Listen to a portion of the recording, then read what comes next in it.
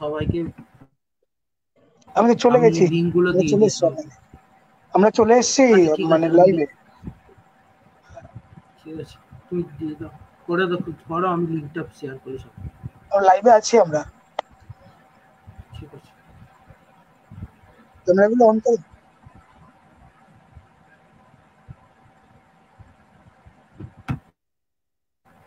Okay, on air. হ্যাঁ, ক্যামেরাগুলো on করো।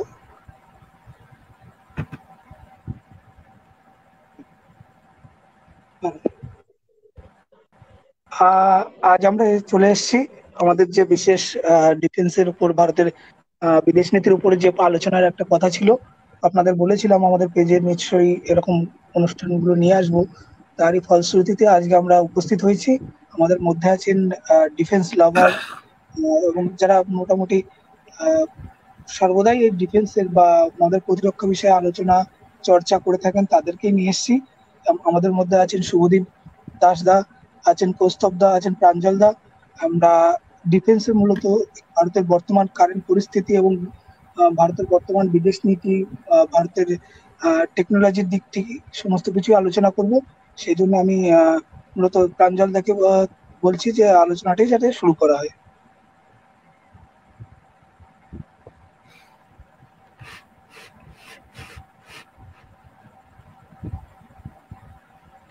প্রাঞ্জল দা শুরু করুন আপনি।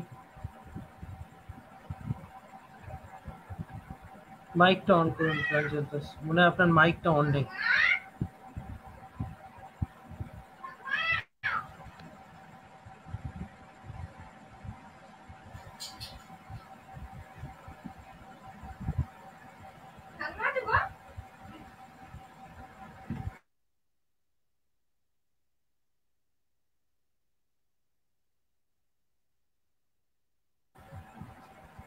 হ্যাঁ প্রাঞ্জল দা, আপনার মাইকটা অন নেই মনে হয়, আপনার অডিওটা শোনা যাচ্ছে না। একটু অডিওটা বাড়ান আপনি, বা মাইকটা অন করুন।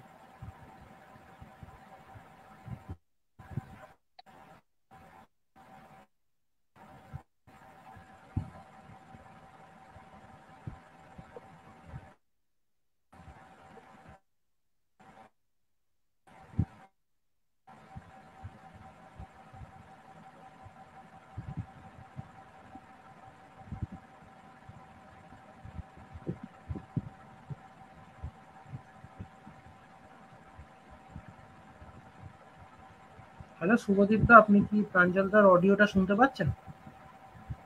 না, প্রাঞ্জলের অডিও শোনা যাচ্ছে না। প্রাঞ্জল দা আপনি মাইকটা অন করুন, সম্ভবত আপনার মাইকে কোনো সমস্যা আছে বা অডিওটা অন নেই। অডিওটা অন নেই, তুমি প্রাইভেট মেসেজ করে দাও একটা।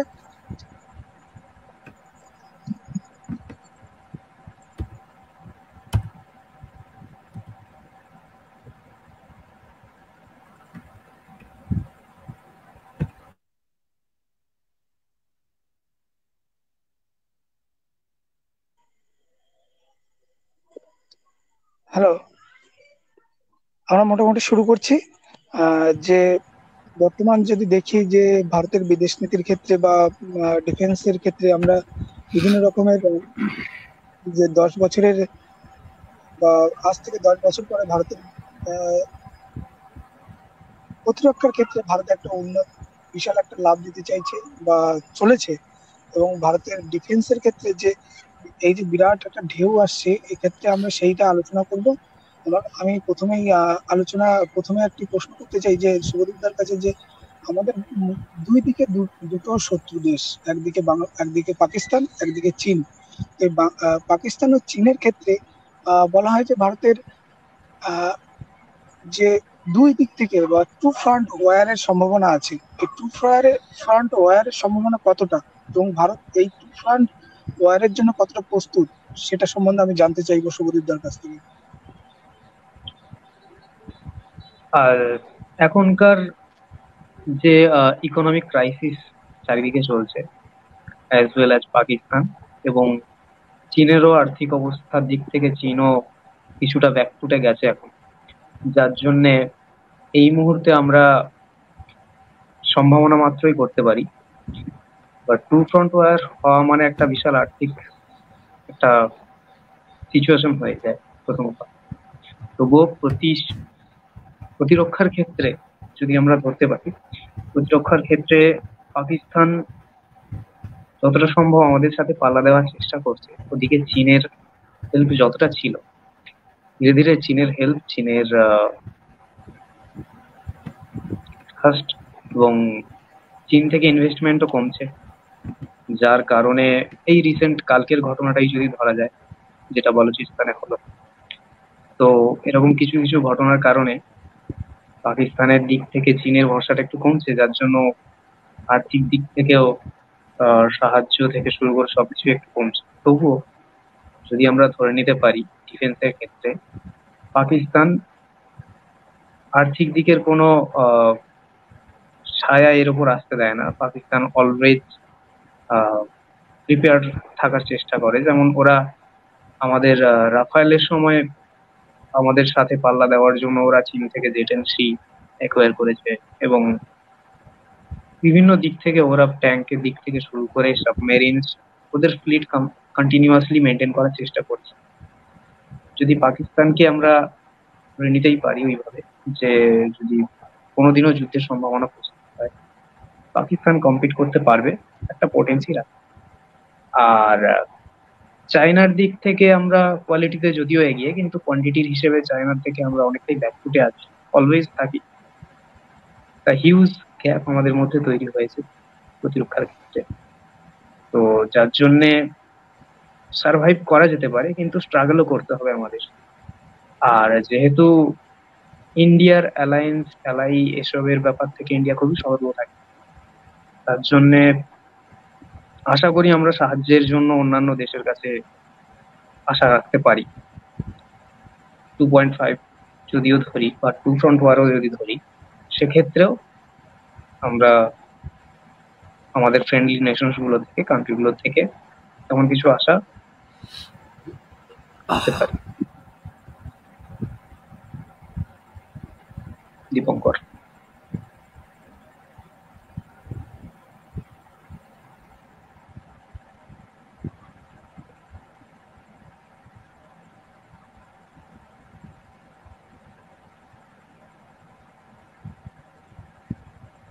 দীপঙ্কর দা, আপনি কিছু বলুন।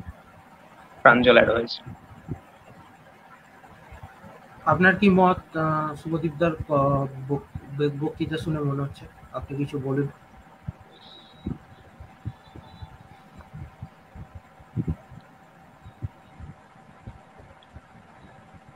কৌস্তব ভাই কিছু বলছো? হ্যাঁ, উপস্থিত সকল ব্যক্তিবর্গকে সম্মান জানিয়ে আমি আমার এ ব্যাপারে বলতে চাই যে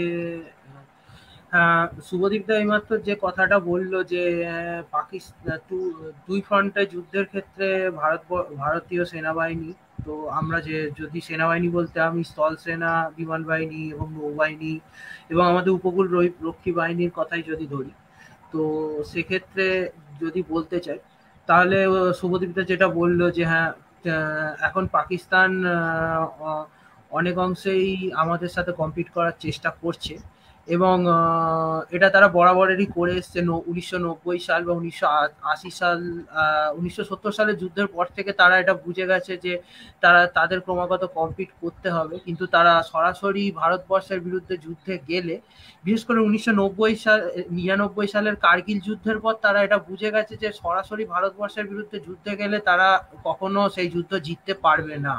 ভারতবর্ষ যে পরিমাণ কোয়ান্টিটি আছে সেনাবাহিনীর কাছে বা কোয়ালিটি আছে, তাদের কাছে থাকা কোয়ান্টিটি এবং কোয়ালিটির থেকে অনেক বেশি এগিয়ে, এবং তাদের কাছে হয়তো কিছু কোয়ালিটির অস্ত্র ভারতবর্ষের সেনাবাহিনীর কোয়ালিটির অস্ত্রের থেকে বেশি, যেমন হতে পারে সেটা আমেরিকার তৈরি Stinger surface to air missile হতে পারে, বা কোবরা অ্যাটাক হেলিকপ্টার হতে পারে, বা আল খালিদ ট্যাঙ্ক হতে পারে, যেটা চীনের তৈরি টাইপ 99 ট্যাঙ্কের পাকিস্তানি সংস্করণ বলা যেতে পারে, বা তাদের নৌবাহিনীতে থাকা টাইপ 54 ফ্রিগেট গুলো হতে পারে, বা তাদের সাবমেরিন গুলো টাইপ 90 সাবমেরিন গুলো হতে পারে, যেটা তারা ফ্রান্স থেকে কিনেছিল 80-র দশকে এবং 90-এর দশকে।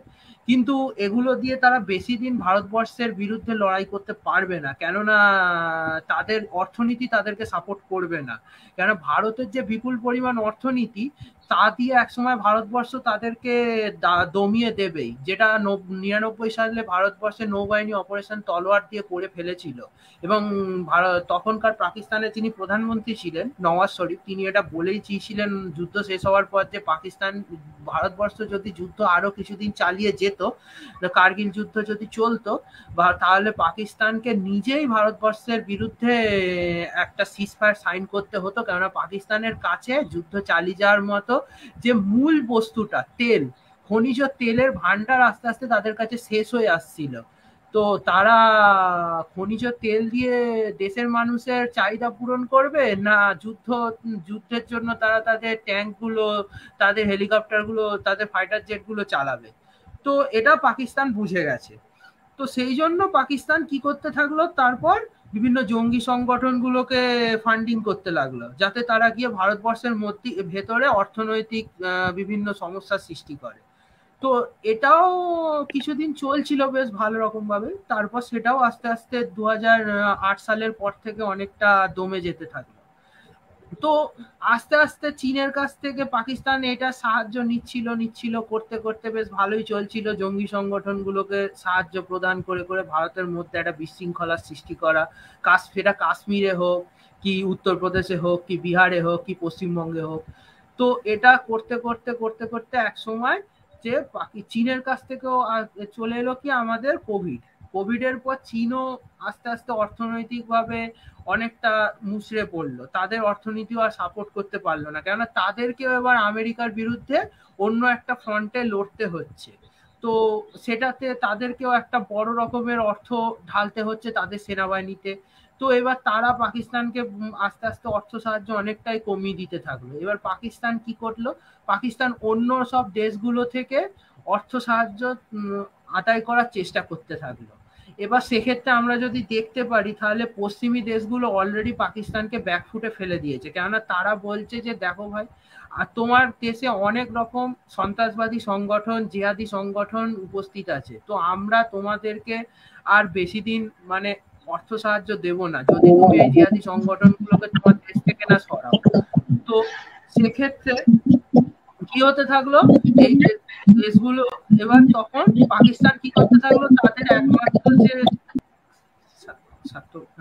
পাকিস্তান কি করতে থাকলো তখন, যে মধ্যপ্রাচ্যের বিভিন্ন দেশগুলো যেমন সৌদি আরব, কুয়েত, কাতার, বা সবচেয়ে ভালো বলতে গেলে তুরস্ক, তাদের কাছ থেকে অস্ত্র বিভিন্ন রকম কিনতে থাকলো। এবং আমরা দেখছিও পাকিস্তান ইন রিসেন্ট তুরস্কের কাছ থেকে অনেকগুলো ড্রোনও কিনেছে, এবং যেগুলো দিয়ে তারা বলতে চাইছে যে আমাদের কাছে অনেকগুলো ড্রোন আছে, যেটা যেটা ভারতের ড্রোনের থেকে প্রযুক্তিগতভাবে অনেক উন্নত। ভারতের যে মনুষ্যবিহীন ড্রোন, ইসরায়েলি ড্রোন, তার থেকে আমাদের ড্রোনগুলো অনেক উন্নত। তো এটা একটা, তো ওভারঅল বলবো যে পাকিস্তান এই জায়গাটায় হ্যাঁ কৌস্তব দা, আমি এই জায়গাটা একটু বলি। এই জায়গাটায় আমি বলতে চাইছি যে এই সকালবেলারই খবর যে ইন্ডিয়া শ্রীনগরের বা কাশ্মীর বা বলতে পারো লাদাখের দিকেই আমরা আর্মড হেরন মার্ক 2 যেটাকে, হ্যাঁ, যেটা আজকে আমরা ডিপ্লয়েড করছি বা অনেকদিন আগে থেকে করেছি, আজকে এটা সামনে এসছে মিডিয়ার সামনে, সেই ব্যাপারে তোমার কি মত? হেরন 2 খুবই ভালো একটা ড্রোন। ইসরায়েল বহুদিন ধরে ইসরায়েল অ্যাকচুয়ালি হেরন 1 যে ভার্সনটা, হেরন 2 এর আগের ভার্সন যেটা ছিল, সেটা প্রথম সিরিয়ার বিরুদ্ধে ব্যবহার করে 1980 সালে। কারোর ইকো হচ্ছে, হ্যাঁ। তো 1980 সালে ব্যবহার করে এবং সেটা ভীষণভাবে সফল হয়। সিরিয়ার অনেকগুলো সারফেস টু এয়ার মিসাইল এই ড্রোনের সাহায্যে ইসরায়েল ধ্বংস করে দিয়েছিল। তো আমরা বলতে পারি এই ঘটনার পর, সহজভাবে আমি বলছি, বেশি কথাটা বলতে গেলে অনেক ঘটনা এখানে চলে আসে। তো এটা একটা বিশাল বড় সিরিয়ার বিমান মানে যে বিমান ধ্বংসকারী ক্ষেপণাস্ত্র, সেই ক্ষেপণাস্ত্র ধ্বংসকারী অপারেশনের অংশ ছিল। তো এটা আমরা গুগলে পেয়ে যাব, অসুবিধা নেই। তো এই অংশ, এই অপারেশনে সিরিয়া, যেটা ইসরায়েল অ্যাকচুয়ালি প্রথম ব্যবহার করেছিল 1982 সালে, এবং এটা ভীষণভাবে সফলতা লাভ করেছিল, এবং এতটাই সফলতা লাভ করেছিল যে আমেরিকা অবধি তাদের সেনাবাহিনীর অনেক কর্তাকে ইসরায়েলে পাঠিয়েছিল যে তোমরা যাও গিয়ে শিখে এসো যে ইসরায়েল কি করে শুধুমাত্র মনুষ্যবিহীনকারী ড্রোন, যেটা 1982 দশক, তখনও মানে ড্রোন টেকনোলজি সবে উদ্ভূত হচ্ছে, মানে মানুষ মানে বিশ্বের বিভিন্ন সামরিক কর্মকর্তারা তখনও বুঝে উঠতে পারেনি যে ড্রোনের সাহায্যে কি করে আমরা মানে একটা সারফেস টু এয়ার মিসাইল সিস্টেমকে ধ্বংস করব, তাও আবার অত উঁচু থেকে। ঠিক আছে, সেটা 17,000 থেকে 20,000 ফিট উচ্চতা থেকে।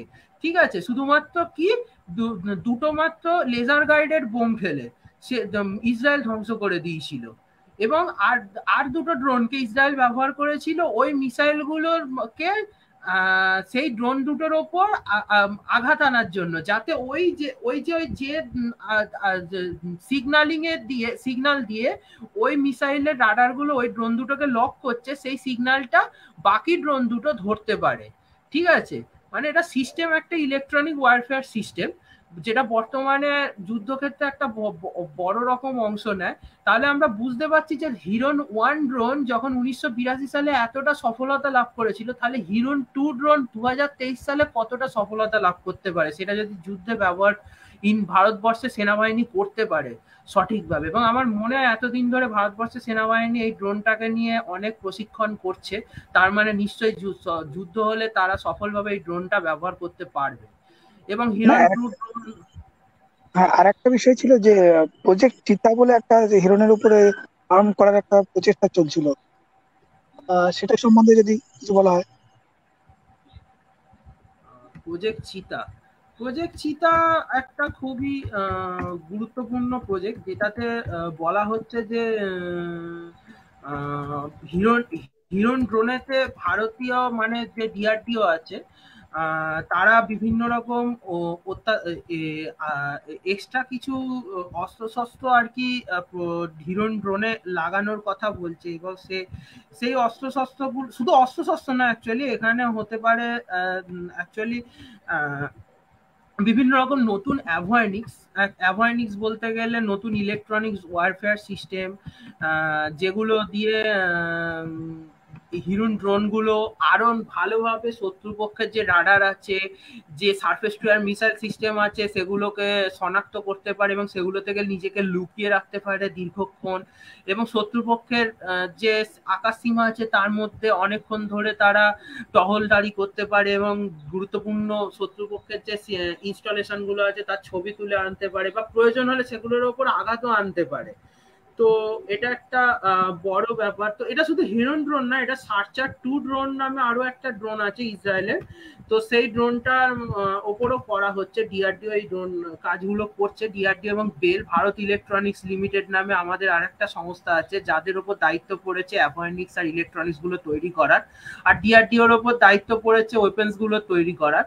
তো সার্চার 2 আর হেরন 2 এই দুটো ড্রোনের মধ্যে এগুলো ইন্টিগ্রেট করা হবে খুব তাড়াতাড়ি। তো একটা সমস্যা হচ্ছে ভারতবর্ষের প্রতিরক্ষা দপ্তরে, যে ভারতবর্ষে যখনই কোনো প্রতিরক্ষা খাতে প্রজেক্ট তৈরি হয়, সে একাধিক প্রজেক্ট নেওয়া হয়। তো তার জন্য অর্থনৈতিকভাবে অনেক সময় একটা প্রজেক্ট দীর্ঘ সময় অবধি চলতে থাকে। অ্যামকার ক্ষেত্রে আমরা যেটা দেখতে পাচ্ছি, এবং তেজাস মার্ক 2 এর ক্ষেত্রেও আমরা দেখতে পাচ্ছি। তো খুব নতুন খবর অনুযায়ী 2024 সালের মধ্যে তেজাস মার্ক 2 সার্ভিসে আসতে চলেছে ভারতীয় বিমান বাহিনীতে।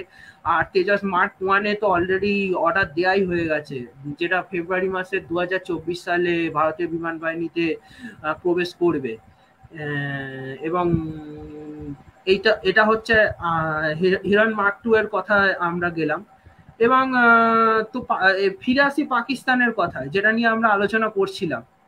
তো পাকিস্তান বলছে আমাদের কাছে ভালো ড্রোন আছে, কথাবার্তা বলে থাকে, এবং বিভিন্ন সোশ্যাল মিডিয়াতে তাদের চ্যানেলগুলোতে তারা এইসব কথাবার্তা বলে নিজের সেনাবাহিনীকে বড় দেখানোর চেষ্টা করে। সব তো ঠিক আছে, যাই হোক, এটা সবশেষে এটা বলবো যে পাকিস্তানের কথা যদি ধরা হয় ভারতীয় সেনাবাহিনীর বিরুদ্ধে, তাহলে তারা হঠাৎ করে যদি যুদ্ধ ঘোষণা করা দেওয়া হয়, প্রথম আঘাতে তারা হয়তো বড় ধরনের আঘাত করার চেষ্টা করবে, এবং ভারতীয় সেনাবাহিনীকে সেটার জন্য প্রস্তুত থাকতে হবে। এবং আমার বিশ্বাস যে ভারতীয় সেনাবাহিনী বর্তমান পরিস্থিতিতে 2009 বা 8 সালের কথা আমি ছেড়ে দিলাম, তখন খুবই অবস্থা খারাপ ছিল, ভারতীয় সেনাবাহিনীর হাতে অনেক অস্ত্র ছিল না, কিন্তু এখন ভারতীয় সেনাবাহিনীর হাতে, বিমান বাহিনীর হাতে অনেক অস্ত্র আছে, যা দিয়ে তারা পাকিস্তানের হঠাৎ আক্রমণ হলে সেই আক্রমণকে রুখে দেওয়ার জন্য তারা প্রস্তুত। এবং এটা আমরা বালাকোট স্ট্রাইকের পর দেখতে পেয়েছি, যেখানে আমরা দেখতে পেয়েছি যে আমাদের 1960-এর দশকে সোভিয়েত আমলের তৈরি মিগ-21 বিমান দিয়ে কি করে পাকিস্তানের F-16 ভাইপার বিমানকে শট ডাউন করেছিল। হ্যাঁ, আমরাও একটা মিগ-21 বিমানকে হারিয়েছি, সেটা কোনো ব্যাপার না, কেননা বসনিয়ার যুদ্ধের সময় আমেরিকাও দুটো F-16 যুদ্ধ বিমান, একটা F-16 যুদ্ধ বিমান, একটা F-111 স্টেলথ ফাইটার জেট আর একটা F-18 যুদ্ধ বিমানকে শত্রুপক্ষের সোভিয়েত আমলে তৈরি S-8 সারফেস টু এয়ার মিসাইলের আঘাতে হারিয়ে ফেলেছিল। তো যুদ্ধ হলে এটা হতেই পারে যে ছোট ছোট পাল্লার অস্ত্র বড় পাল্লার অস্ত্রকে আঘাত এনে শট ডাউন করতে পারে। এটার জন্য বড় কিছু ভাবার বা মন খারাপ করার কিছু নেই। যুদ্ধ এরকমই, যুদ্ধে মানে মানুষের প্রাণ যাবেই, আর অস্ত্র মাল মেটেরিয়াল নষ্ট হবে, কিছু করার নেই। এখন কথা হচ্ছে ভারত কত তাড়াতাড়ি দেশীয় প্রযুক্তিতে উৎপাদন তৈরি করতে পারে, সেলফ রিলায়েন্ট হতে হবে ইন্ডিয়াকে আরো, যাতে করে বাইরে থেকে আমদানির বদলে ভারত আরো দ্রুত গতিতে নিজে প্রোডাকশন করতে পারে। একটা বিমান নষ্ট হলে আমরা যেন আরো 3টে বিমান বা 2টো বিমান তৈরি করে সঙ্গে সঙ্গে সেই জায়গাটা পূরণ করতে পারি। তো এটা হলো পাকিস্তানের ব্যাপার।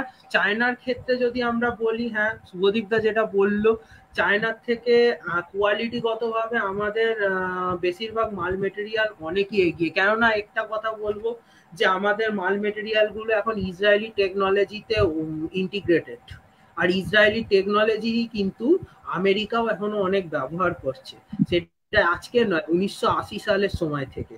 আমি মাত্র বললাম যে সিরিয়ার যখন surface to air missile shot down করিয়েছিল ইসরায়েল, তখন আমেরিকা থেকে কর্মকর্তারা এসে সেই টেকনোলজি অ্যাকোয়ার করেছিল, এবং তারা সেই টেকনোলজি পরবর্তীকালে সোভিয়েত ইউনিয়নের বিরুদ্ধে ব্যবহার করার জন্য প্রস্তুত করেছিল।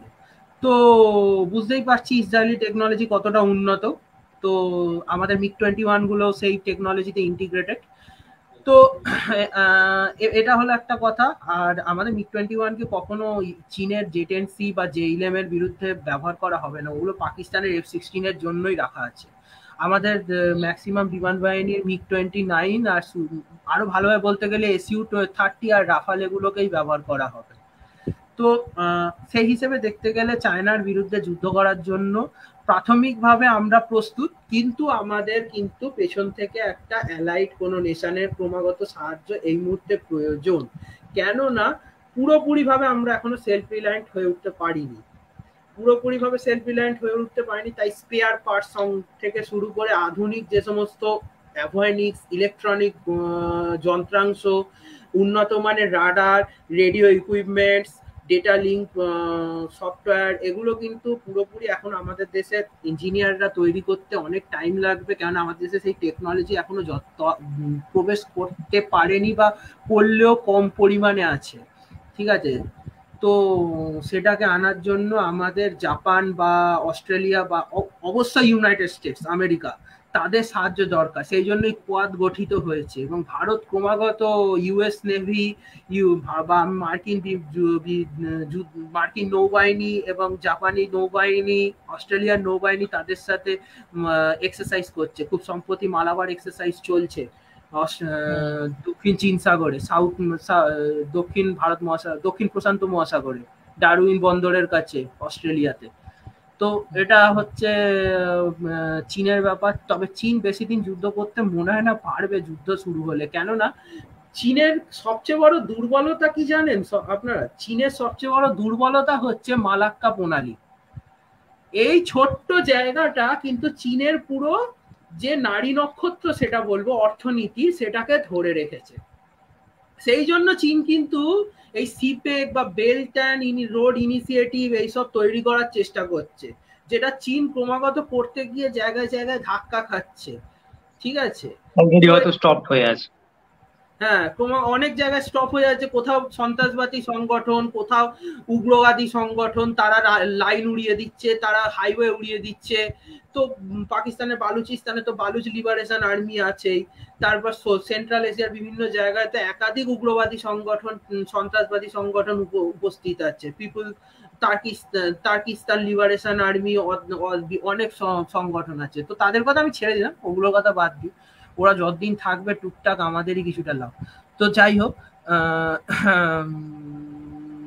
এবার হচ্ছে কি আসি, চীনের এই মালাক্কা প্রণালীর ব্যাপারটা কি। এই মালাক্কা প্রণালী হচ্ছে আমাদের যে আন্দামান নিকোবর ছোট্ট দ্বীপটা আছে, যেটা দক্ষিণ ভারত মহাসাগরে অবস্থিত। আমরা যদি এটা দেখতে পাই, মালাক্কা প্রণালীর অবস্থানটা আমি দেখাচ্ছি কিছুটা।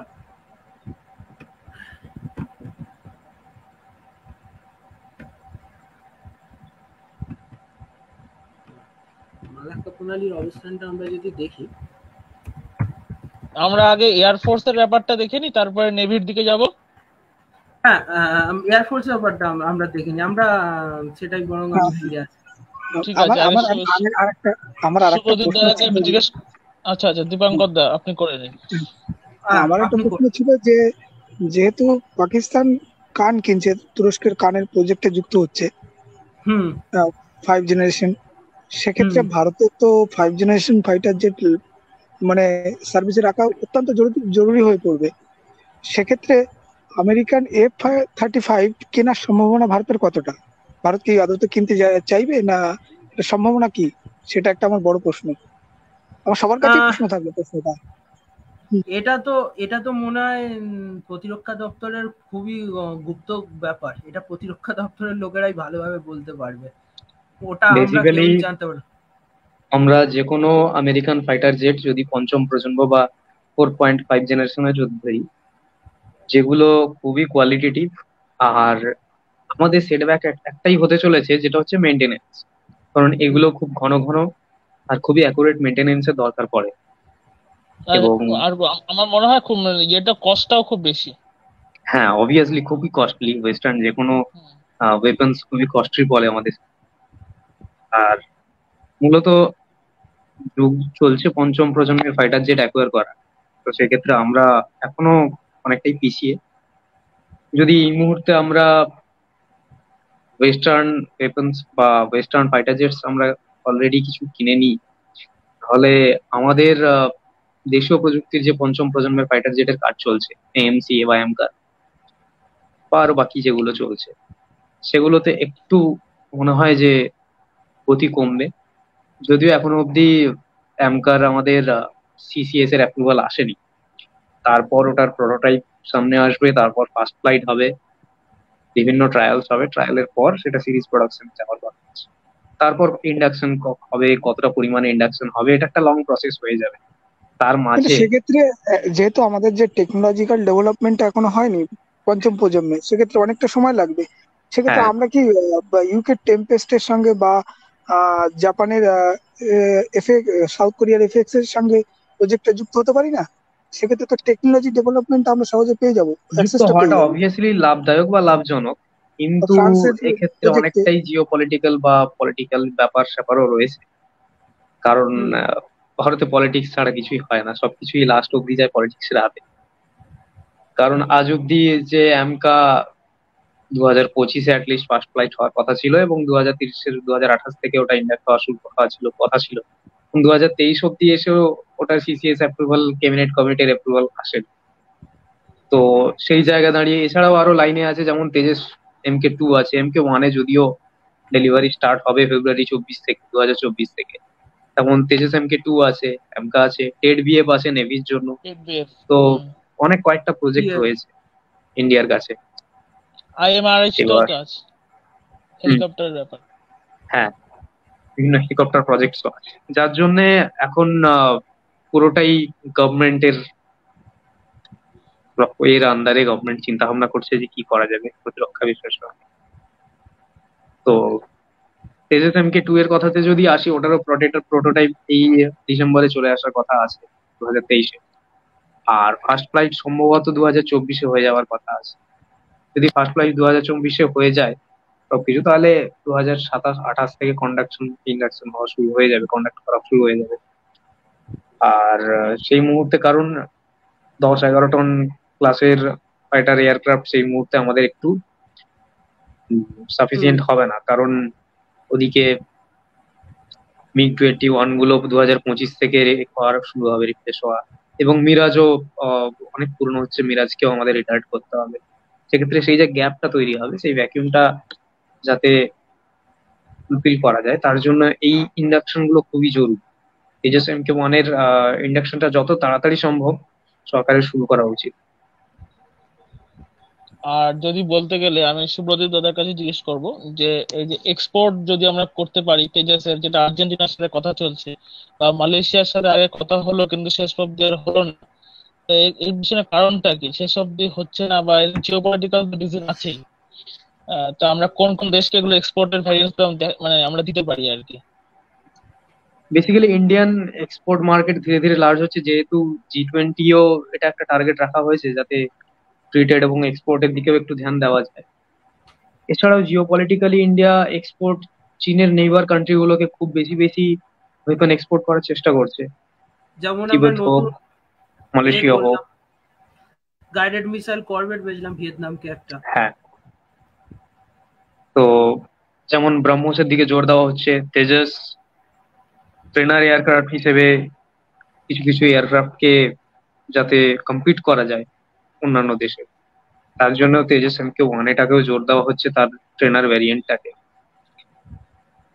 তো বেসিক্যালি এই টার্গেটটা ইন্ডিয়ার বাকি অন্যান্য, যেমন চীনকে কাউন্টার করার জন্য একটা বড় আমাদের পজিটিভ পয়েন্ট হতে পারে, যদি অন্যান্য চীনে নেইবার কান্ট্রিরা আমাদের অস্ত্র শস্ত্র ইউজ করে, আর সেক্ষেত্রে আমাদের ফাইন্যান্সিয়ালিও আমরা অনেকটা বেশি নিজে থেকে সক্ষম হব।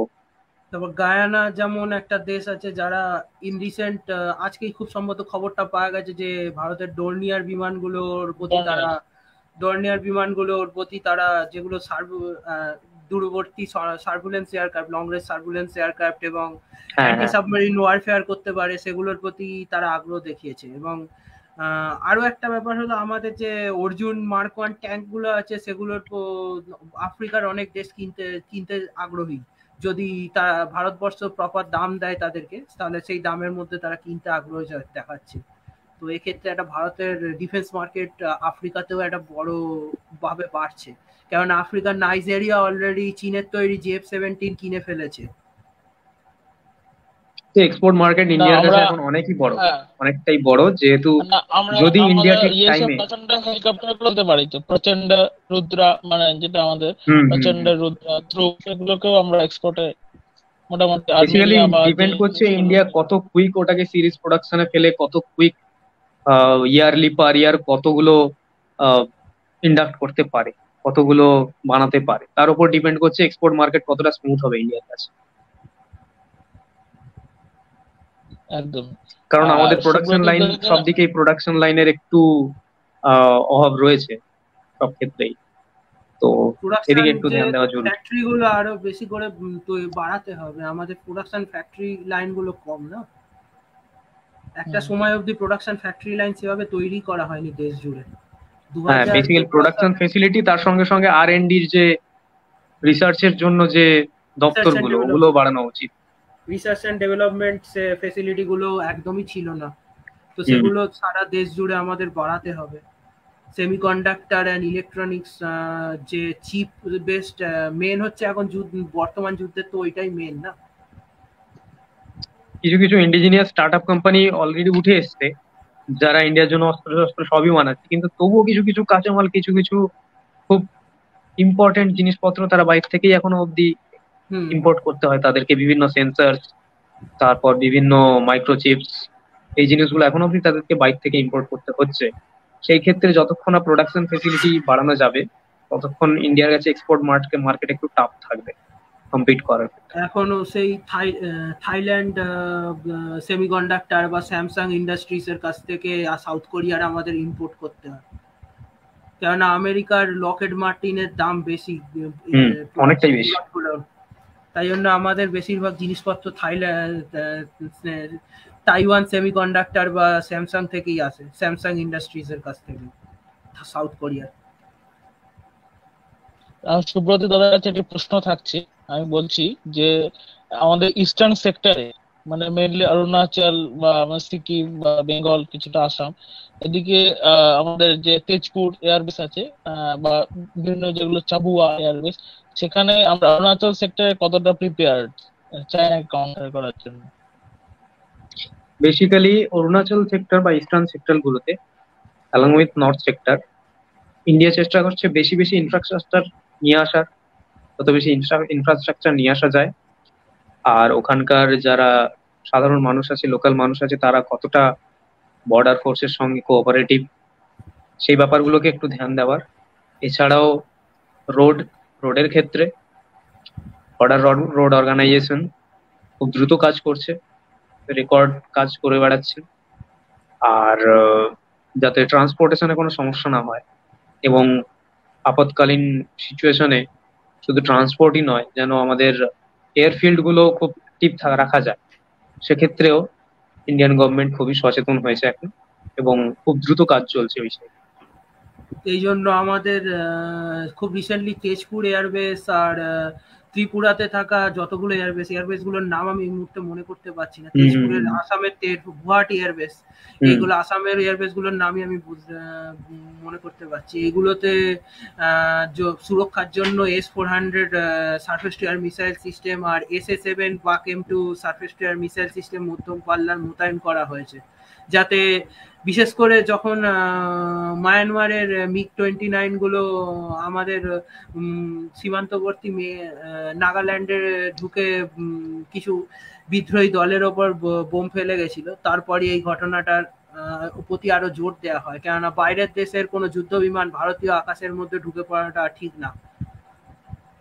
সম্প্রতি হলো রাশিয়ায় ক্রিমিয়ার যে ব্রিজটা, সংযোগকারী ব্রিজ, তার উপরে দুটো S-400 দিয়ে দুটো মিসাইলকে শুট ডাউন করা হয়েছে। সেক্ষেত্রে S-400 এর যে সাফল্যতা, সেটা ভারতের ক্ষেত্রে কতটা মানে আর কি আশা জাগাতে পারে, যে এই S-400 এর কতটা বিধ্বংসী হতে পারে? এক্ষেত্রে একটা জিনিস আমি বলতে পারি, আমার কাছে একটা খবর ছিল কিছু বছর আগে, আমি একটা গুগলেরই একটা সাইটে পড়েছিলাম, সাইটটার নাম মনে পড়ছে না। বলা হচ্ছে যে শ্রীনগর এয়ারবেস বা পাঞ্জাবের পাতিয়ালা এয়ারবেসে দুটো S-400 বসানো হয়েছে, তখনও সেগুলো বসানো হয়নি, এখন বসানো হয়ে গেছে খুব সম্ভবত, সেটা 2017 সালের কথা, এখন বসানো হয়ে গেছে। তো বলা হচ্ছে যে S-400 এর দুটো রাডার আছে, 96L6 রাডার আর 948N6E রাডার। তো এই রাডার দুটো এতটাই শক্তিশালী যে যদি বলা হচ্ছে যে পাকিস্তানের সারগোদা এয়ারবেস, যেটা লাহোরের শহরের থেকে কিছু দূরে অবস্থিত, লাহোরেরই মানে এয়ার ডিফেন্সের জন্য ওটা বিশেষভাবে তৈরি করা হয়, আর রাওয়ালপিন্ডি এয়ারবেস যেটা আমাদের শ্রীনগর থেকে 24 কিলোমিটার দূরে গিলগিট বালতিস্তান প্রদেশে অবস্থিত, সেখান থেকে যদি কোনো F-16 ফাইটার জেট পাকিস্তান এয়ারফোর্সের বা JF-17 ফাইটার জেট ওড়ে, তাহলে তার সমস্ত রকম মুভমেন্ট S-400 এর রাডারে, সেটা শ্রীনগর এয়ারবেসে অবস্থান করুক কি আমাদের পাঞ্জাবের পাতিয়ালা এয়ারবেসে অবস্থান করুক, পয়েন্ট টু পয়েন্ট সব সময় ধরা পড়বে। তাহলে আপনি বুঝে নিন যে S-400 কতটা শক্তিশালী আর কতটা সক্ষম। মানে এখান থেকে মোটামুটি আমাদের সারগোদা এয়ারবেসের দূরত্ব আর রাওয়ালপিন্ডি এয়ারবেসের দূরত্ব কতটা হতে পারে, মোটামুটি তো 50 কিলোমিটারের ওপরে হবেই, 50-60-70 কিলোমিটারের ওপরে তো হবেই। সেই বেসিক্যালি S-400 এর যে 4টে মিসাইল রয়েছে, তার মধ্যে 120 কিলোমিটার রেঞ্জের মিসাইল এবং 200 কিলোমিটার রেঞ্জের মিসাইলটি সব থেকে বেশি এফেক্টিভ হতে চলেছে আমার যা মনে হয়। আর আমি একটা কথা বলবো, দুজনকে আমি জিজ্ঞেস করছি যে আমাদের যে আমরা যে দেশীয় প্রযুক্তিতে ER-SAM বা XR-SAM যেটা আমরা তৈরি করছি, যেটাকে দেশি ডেভিড স্লিং হিসাবে বলা হচ্ছে, তো ওইটার ব্যাপারে যদি আপনারা বলেন।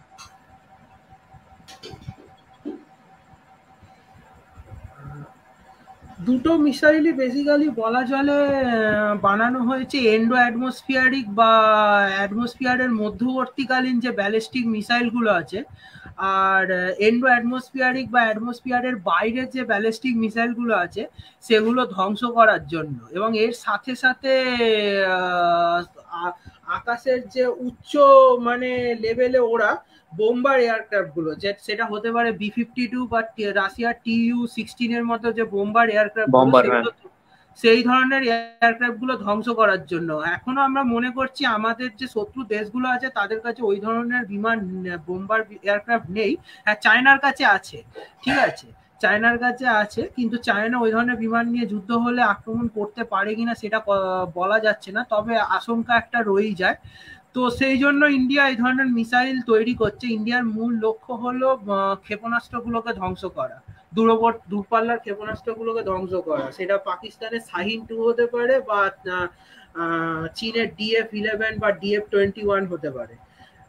তো এই ধরনের এই ধরনের মিসাইল অন্তর্বর্তীকালীন যে ক্ষেপণাস্ত্রগুলো আছে সেগুলোকে ধ্বংস করার ক্ষেত্রে সবচেয়ে বেশি যে টেকনোলজিটা কাজে লাগানো হয় সেটাকে বলা হয় থার্মাল ইমেজিং আর প্রক্সিমিটি ফিউজ। থার্মাল ইমেজিং হচ্ছে বায়ুমণ্ডলের মধ্যে সবসময় যখন কোনো একটা মিসাইল প্রবেশ করে তখন একটা হট প্লাজমার সৃষ্টি হয়। এই হট প্লাজমাটা রাডারগুলো সবসময় ডিটেক্ট করে। ওই ডিটেক্ট করার মাধ্যমে ওই ব্যালিস্টিক ট্র্যাজেক্টরিটাকে ওই হট প্লাজমার মাধ্যমে মিসাইলের ব্যালিস্টিক ট্র্যাজেক্টরিটাকে ডিটেক্ট করে একটা ইন্টারসেপ্টর মিসাইল লঞ্চ হবে। ওই মিসাইলটা গিয়ে প্রক্সিমিটি ফিউজ মানে ওই যে মিসাইলটা আসছে ব্যালিস্টিক মিসাইলটা তার ঠিক কাছে গিয়ে এক্সপ্লোড করবে। তার থেকে যে শার্পনেল গুলো বেরোবে ওইটা গিয়ে ওই ব্যালিস্টিক মিসাইলটার চারপাশে গিথে যাবে। গিথে যেতে ওই মিসাইলটা তখন তার পথ থেকে ডিফ্লেক্ট করবে, করে গিয়ে ওটা বায়ুমণ্ডলের মধ্যে ঘুরতে ঘুরতে তীব্র ঘর্ষণের ফলে এক্সপ্লোড করে যাবে। এবার যখন সেটা বায়ুমণ্ডলের বাইরে থাকবে, মানে ধরে নি সাব অরবিটাল স্তরে, মানে মহাকাশের একদম আর পৃথিবীর বায়ুমণ্ডল যে স্তরে মিলছে সেই জায়গাটা, সেই ম্যাগনেটোস্ফিয়ারের ওপরে জাস্ট বলা চলে, সেই জায়গাটাকে যখন থাকবে তখন ধ্বংস করার জন্য যে টেকনোলজি ইউজ করা হয় সেটা হচ্ছে, সেখানেও থার্মাল ইমেজিং ইউজ করা হয়, তবে সেক্ষেত্রে মিসাইলের যে থ্রাস্টার থেকে বেরোনো যে হিটটা সেটাকে ডিটেক্ট করা হয়। তো সেই হিটটাকে ডিটেক্ট করে রাডারগুলো মিসাইলটাকে ডিটেক্ট করে।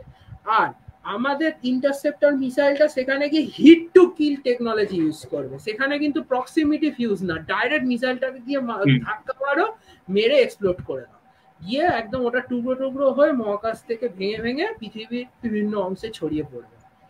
তো এটা হচ্ছে আমাদের এক্সারস্যামের একটা উদাহরণ। হ্যাঁ, এখন এক্সারস্যাম কবে আমাদের সার্ভিসে আসে দেখা যাক। সেটাই আমি একটু জয়েন করতে চাই কৌস্তব দাকে। এক্সারস্যামটা বেসিক্যালি আমাদের S-400 এর মানে অ্যাজ নিয়ার অ্যাজ S-400 হতে চলেছে, কারণ S-400 এর ক্ষমতা প্রায় ম্যাচ করতে চলেছে এক্সারস্যাম। কম করে 250 থেকে 300 কিলোমিটার অব্দি খুবই এফেক্টিভলি এটা সার্ভিস দেবে আমাদের। যেমন অ্যাওয়েক্স গুলো, যেগুলো অ্যাওয়েক্স থাকে, প্লাস এগুলো অ্যান্টিশিপ মিসাইলস গুলো থাকে, এগুলো থেকে প্রোটেক্ট করার জন্য এটা খুবই এফেক্টিভ হতে চলেছে আমাদের। প্লাস ইন্ডিজিনিয়াস যেহেতু, তার জন্য খরচটাও কম পড়বে এবং আমরা বেশি মাত্রায় একবারও করতে পারবো এই জিনিসটা। ভালো, খুবই ভালো জিনিস হতে চলেছে তাহলে আমাদের দেশীয় প্রযুক্তিতে তৈরি জিনিস। আর এবার আমি ইয়ের কাছে আসি, আমি দুজনের কাছে জিজ্ঞেস করবো যে আমরা যে অ্যাডভান্স টেকনোলজির যে ট্যাঙ্ক, যেটাকে আমরা T-14 আর্মাটা, যেটা রাশিয়ান ট্যাঙ্কের মতন, যেটা আমরা তৈরি করি বা আমাদের যদি ওখান থেকে ইম্পোর্ট করা হয়, সে ব্যাপারে কি মত? প্রাঞ্জল, একটু রিপিট করবে তুমি? হ্যাঁ, আমি বলছি যে আমাদের যে অ্যাডভান্সড যে এখনকার নিউ জেনারেশন ট্যাঙ্ক আর্মির ক্ষেত্রে বলছি, T-14 আর্মাটা যেটা রাশিয়ার আছে, হ্যাঁ, সেটা যদি আমরা ইম্পোর্ট করি বা আমরা যদি নিজেরা এখানে তৈরি করি লাইসেন্স প্রোডাকশনে, সেই ব্যাপারে কি? আর্মাটা ট্যাঙ্ক বেসিক্যালি এখন যেহেতু আমি মনে করি যে ট্যাঙ্কের যে জয়েন আছে ইন্ডিয়াতে, ট্যাঙ্কের যে ফোর্স আছে ইন্ডিয়াতে এনাফ আছে। এবং কিছু কিছু দেশীয় কোম্পানি, যারা প্রাইভেট কোম্পানি, তারাও এই রেসে যোগ দিয়েছে। আর বেসিক্যালি আমি এই ক্ষেত্রে একটাই বলতে চাই, রাশিয়ান ট্যাঙ্ক অ্যাভেলেবিলিটি ঠিকই, কিন্তু সার্ভিস অ্যাভেলেবিলিটি একটু আমাদের অপেক্ষা করায় ট্যাঙ্কের ক্ষেত্রে, যার জন্য এই জিনিসটা একটা সেটব্যাক হতে চলেছে। কিন্তু T-40 মোস্ট পাওয়ারফুল ট্যাঙ্ক আমার মনে হয় যেটা। আর এফেক্টিভনেস পাঞ্জাব থেকে বা রাজস্থান সেক্টরে খুবই ভালো হবে, এবং এটাকে যদি কোনোভাবে লাদাখে ইন্ডাক্ট করা যায় তাহলে সেক্ষেত্রে আমাদের খুবই লাভদায়ক পরিষেবা আমরা পেতে চলেছি T-40 এর। কিন্তু আমার একটা প্রশ্ন আছে যে যদি আমরা ইউক্রেন রাশিয়ার যুদ্ধ দেখি, তাহলে অ্যান্টি ট্যাঙ্ক গাইডেড মিসাইল দিয়ে রাশিয়ার ট্যাঙ্কের পর ট্যাঙ্ক ধ্বংস করে দিয়েছে ইউক্রেন। যা ইউকের অ্যান্টি ট্যাঙ্ক মিসাইল গুলো বা আমেরিকার গুলো স্টিগনার বলুন যাই দিয়ে, সেক্ষেত্রে ট্যাঙ্ক অত্যাধিক পরিমাণে, যেমন ভারতের প্রায় 4000-এর উপরে ট্যাঙ্ক আছে। তো এত ট্যাঙ্ক সার্ভিসে রেখে যুদ্ধ করার ক্ষেত্রে কি সুবিধা কি আদতেও দেবে? এত ট্যাঙ্ক রাখাও কি উচিত? কারণ অত্যাধিক পরিমাণ ট্যাঙ্কের অবস্থা তো দেখলাম, একটার পর একটা সেই ভাঙা টিনের মতো হয়ে রয়েছে রাস্তার পর রাস্তা জুড়ে, যত যে বহর গেছিল। এর কারণ হচ্ছে দীপঙ্কর দা, অ্যাকচুয়ালি রাশিয়া প্রপার ট্যাকটিক্স বা যুদ্ধ কলা কৌশল সেটা প্রথম থেকে ব্যবহারই করতে পারেনি, বা ইউক্রেনদের শক্তিকে তারা বলা চলে ভুল ভেবেছিল। তারা ভেবেছিল যে ইউক্রেনের সেনাবাহিনী হচ্ছে ছোটখাটো একটা অস্ত্রে সজ্জিত সেনাবাহিনী, আর যাব পুরো একদম গুড়িয়ে দিয়ে সবকিছু চলে আসবো, কিছুদিনের মধ্যে কিয়েভ শহরের প্রেসিডেন্সিয়াল প্যালেসের মধ্যে রাশিয়ার সেনাবাহিনী ঢুকে পড়বে, আর রাশিয়ার পতাকা প্রেসিডেন্সিয়াল প্যালেসের ওপর উড়িয়ে দেবো, জেলেনস্কি কে ধরে নিয়ে এসে রাশিয়ার একটা কোথাও হোটেলে কাজ করাবো। তো এটা তো জাস্ট সম্ভব হয়নি, কেননা রাশিয়ার সেনাবাহিনীর পুরোপুরি ভুল ট্যাকটিক্স ইউজ করেছে। তারা প্রথম থেকে সেই সোভিয়েত আমলের তৈরি আর্টিলারি বোম্বার্ডমেন্ট, আর তারপর হই হই করে ট্যাঙ্কের গতি এগিয়ে দেওয়া, এই পদ্ধতি ব্যবহার করেছে। যুদ্ধের নিয়ম পুরোপুরি বদলে গেছে, এবং আফগানিস্তান এটা আমাদের ভালোভাবে চোখে আঙুল দিয়ে দেখিয়ে দিয়েছে। আফগানিস্তান শুধু নয়, ইরাকি যুদ্ধ আমাদের ভালোভাবে চোখে আঙুল দিয়ে দেখিয়ে দিয়েছে। এখন সেইভাবে ওই ট্যাঙ্ক সামনে সামনে যাবে, তার পেছন পেছন আর একটা সাজোয়া গাড়ি যাবে, তারপর তার পেছন পেছন একদল সেনা যাবে, এইভাবে যুদ্ধ করলে আর হবে না। এই এখন সব সময় ট্যাঙ্কের সাথে তার দুপাশে সাজোয়া গাড়ি রাখতে হবে, যাতে করে ওই বিশেষ করে আরবান ওয়ারফেয়ার বা শহুরে যুদ্ধের ক্ষেত্রে, কেননা যখনই আমরা কোনো বড় শহরের মধ্যে ঢুকছি, তার যে বাড়ি ঘরদোরগুলো, সেই বাড়ি ঘরদোরগুলো ফাঁকা বিশেষ করে হলেই সেই বাড়ি ঘরদোরের মধ্যে কিন্তু একজন শত্রুপক্ষের সেনা বা কোনো উগ্র সন্ত্রাসবাদী অধ্যুষিত শহর যদি হয়, তাহলে তো আরো ভীষণভাবে ভয় থাকবেই যে সেই সন্ত্রাসবাদীরা RPG-7 রকেট লঞ্চার, যা কিন্তু ভীষণ রকম ভয়ানক যে কোনো ট্যাঙ্ক বা সাজোয়া গাড়ির জন্য। এবং ট্যাঙ্কের যদি ফুয়েল ডিপো, যেখানে ট্যাঙ্কের পেছন দিকে ড্রামের মতো লাগানো থাকে যে জায়গাগুলো, বা বক্সের মতো লাগানো থাকে, ওইটা হচ্ছে ইঞ্জিনের জায়গা, ফুয়েল ডিপো, ওইখানে মেন হিটটা বেরোয় ট্যাঙ্কের। ওই জায়গায় RPG-7 যদি মারা হয়, সঙ্গে সঙ্গে ট্যাঙ্কে আগুন ধরে যাবে। সেটা সাজোয়া গাড়ির ক্ষেত্রেও মূল দেখা যায়। আর অ্যান্টি ট্যাঙ্ক গাইডেড মিসাইলের ক্ষেত্রেও সেম জিনিসটা খাটে।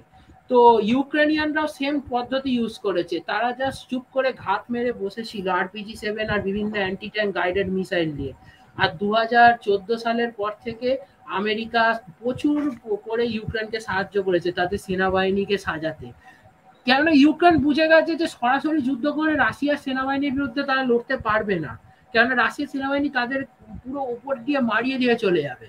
তাই জন্য তারা যাবতীয় ব্রিজ, রাস্তা, রেলওয়ে লাইন সব ধ্বংস করে দিয়ে তার চারপাশে RPG-7 রকেট লঞ্চার আর বিভিন্ন আমেরিকার তৈরি অ্যান্টি ট্যাঙ্ক গাইডেড মিসাইল, বা পুরনো রাশিয়ার আমলের তৈরিও অ্যান্টি ট্যাঙ্ক গাইডেড মিসাইল যেগুলো তাদের কাছে ছিল, যেমন ফ্যাগট, কঙ্কার্স, এগুলো নিয়ে তারা বসেছিল। এবং যেই রাশিয়ার T-90, T-72 বা T-80 ট্যাঙ্কগুলো ঢুকেছে, সঙ্গে সঙ্গে তারা তাদের ওপর ঝাঁপিয়ে পড়েছে, আর হই হই হই হই করে একদম ওই RPG-7 রকেট লঞ্চার আর অ্যান্টি ট্যাঙ্ক গাইডেড মিসাইল গুলো নিয়ে। যেটা এখন তো মানে ইউক্রেনের সেনাবাহিনীতে অ্যান্টি ট্যাঙ্ক গাইডেড আমেরিকার যে অ্যান্টি ট্যাঙ্ক গাইডেড মিসাইলটা আছে, যেটা খুব মানে, যেটা নাম javelin, javelin anti tank guided missile AGM-84 javelin, এটা অনেক দেশ এখন ব্যবহার করছে। সেটাকে পিটার দ্য সেন্ট নামে ওরা নাম দিয়েছে, মানে পিটারের ভগবান পিটার নামে নাম দিয়েছে খ্রিস্টান ধর্মের। তো মানে ভীষণ রকম ওটা নাম করেছে। আর ব্রিটেনের এল ল new light light anti tank weapon. তো এই দুটো মিসাইল তো ভীষণ খ্যাতি লাভ করে গেছে ইউক্রেনের যুদ্ধের পর। তো মানে অ্যাকচুয়ালি রাশিয়ার ট্যাকটিক্সটা ভুল ছিল। ওইভাবে যুদ্ধ করলে শুধু রাশিয়া কেন, কেউই এখন যুদ্ধ জিততে পারবে না। ভারতবর্ষও যদি ওইভাবে ইন্ডিয়ার আক্রমণ ক্ষেত্রে ইন্ডিয়ার ক্ষেত্রে ট্যাঙ্কটা একটা লিমিটেড লিমিটেড হেল্প করতে পারে। যেমন আমাদের সেনসিটিভ বর্ডার আছে রাজস্থান সেক্টরে পাকিস্তানের আশেপাশে, তো সেক্ষেত্রে আমরা ডিফেন্সিভ কিছুটা অবধি ডিফেন্সিভ হিসেবে ট্যাঙ্ককে ইউজ করতে পারি আমরা, যাতে কিছুক্ষণ আটকে রাখতে পারি। কিন্তু এই যুগে ট্যাঙ্ক নিয়ে ফুল ফুল হুম ফ্লেজড ওয়ার কন্ডাক্ট করা সম্ভব হবে না, কারণ এখন মডার্ন ওয়ারফেয়ারের যুগ। প্লাস পাকিস্তান চায়না থেকে টার্কি থেকে অনেক অ্যান্টি ট্যাঙ্ক মিসাইল ড্রোন প্রভৃতি একবার করছে। তো এখনকার যুদ্ধের পরিস্থিতি আর নিয়ম সবই আলাদা হয়ে গেছে। যেমন ইন্ডিয়াও হেলফায়ার হেলিনা মিসাইল এগুলো ইউজ করছে, ধীরে ধীরে কন্ডাক্ট করছে, যার জন্য পাকিস্তানের পাকিস্তানের কাছে যেমন চায়নার তৈরি অ্যান্টি ট্যাঙ্ক মিসাইল আছে, প্লাস আমেরিকার তৈরি হ্যাঁ BGM-71 টো ওটাও আছে, রয়েছে, TOW। ওটা কিন্তু খুব ভয়ানক অ্যান্টি ট্যাঙ্ক ওই মিসাইল ওটা। হ্যাঁ মারাত্মক। যার জন্য এই মুহূর্তে ট্যাঙ্ক সাফিসিয়েন্ট আমাদের কাছে থাকলেও ওটা কতটা অব্দি এফেক্টিভ হবে তা নিয়ে কিন্তু সন্দেহ রয়েছে। আচ্ছা, আর একটা প্রশ্ন ছিল, যে যদি ইন্ডিয়া পিওকের দিকে যায়, তো সেইভাবে আমাদের কিভাবে কি প্রস্তুতি বা কিভাবে কি আমরা শোনা, এগোবো? প্রাঞ্জল একটু বলছি রিপিট যে করো। হ্যাঁ, হ্যালো, বলছি যে আমরা যদি পিওকের দিকে যাই, তাহলে আমরা কিভাবে কি প্রস্তুতি নেব, আবার কিভাবে কি ইন্ডিয়া এগোবে? ইউকের দিকে আমরা যদি কখনো যাই বা ওদিকে কখনো যদি যুদ্ধের পরিস্থিতি তৈরি করার ব্যাপার থাকে, তাহলে আমার মনে হয় ইন্ডিয়ান গভর্নমেন্ট পুরোপুরি এয়ারফোর্স বা ওদিকেই ডিপেন্ডেবল হবে। আর কারণ প্যারাট্রুপার্স। ওখানকার ওখানকার বর্ডার থেকে শুরু করে ওখানকার সবকিছু এতটাই সেনসিটিভ যে একদম পিন পয়েন্ট অ্যাকুরেসিতে পুরো ওয়ারটাকে কমপ্লিট করতে হবে। যার জন্য স্পেশালি স্যাটেলাইটস এবং রিকনেন্স সিস্টেমের দিকেও একটু ধ্যান দেওয়া দরকার।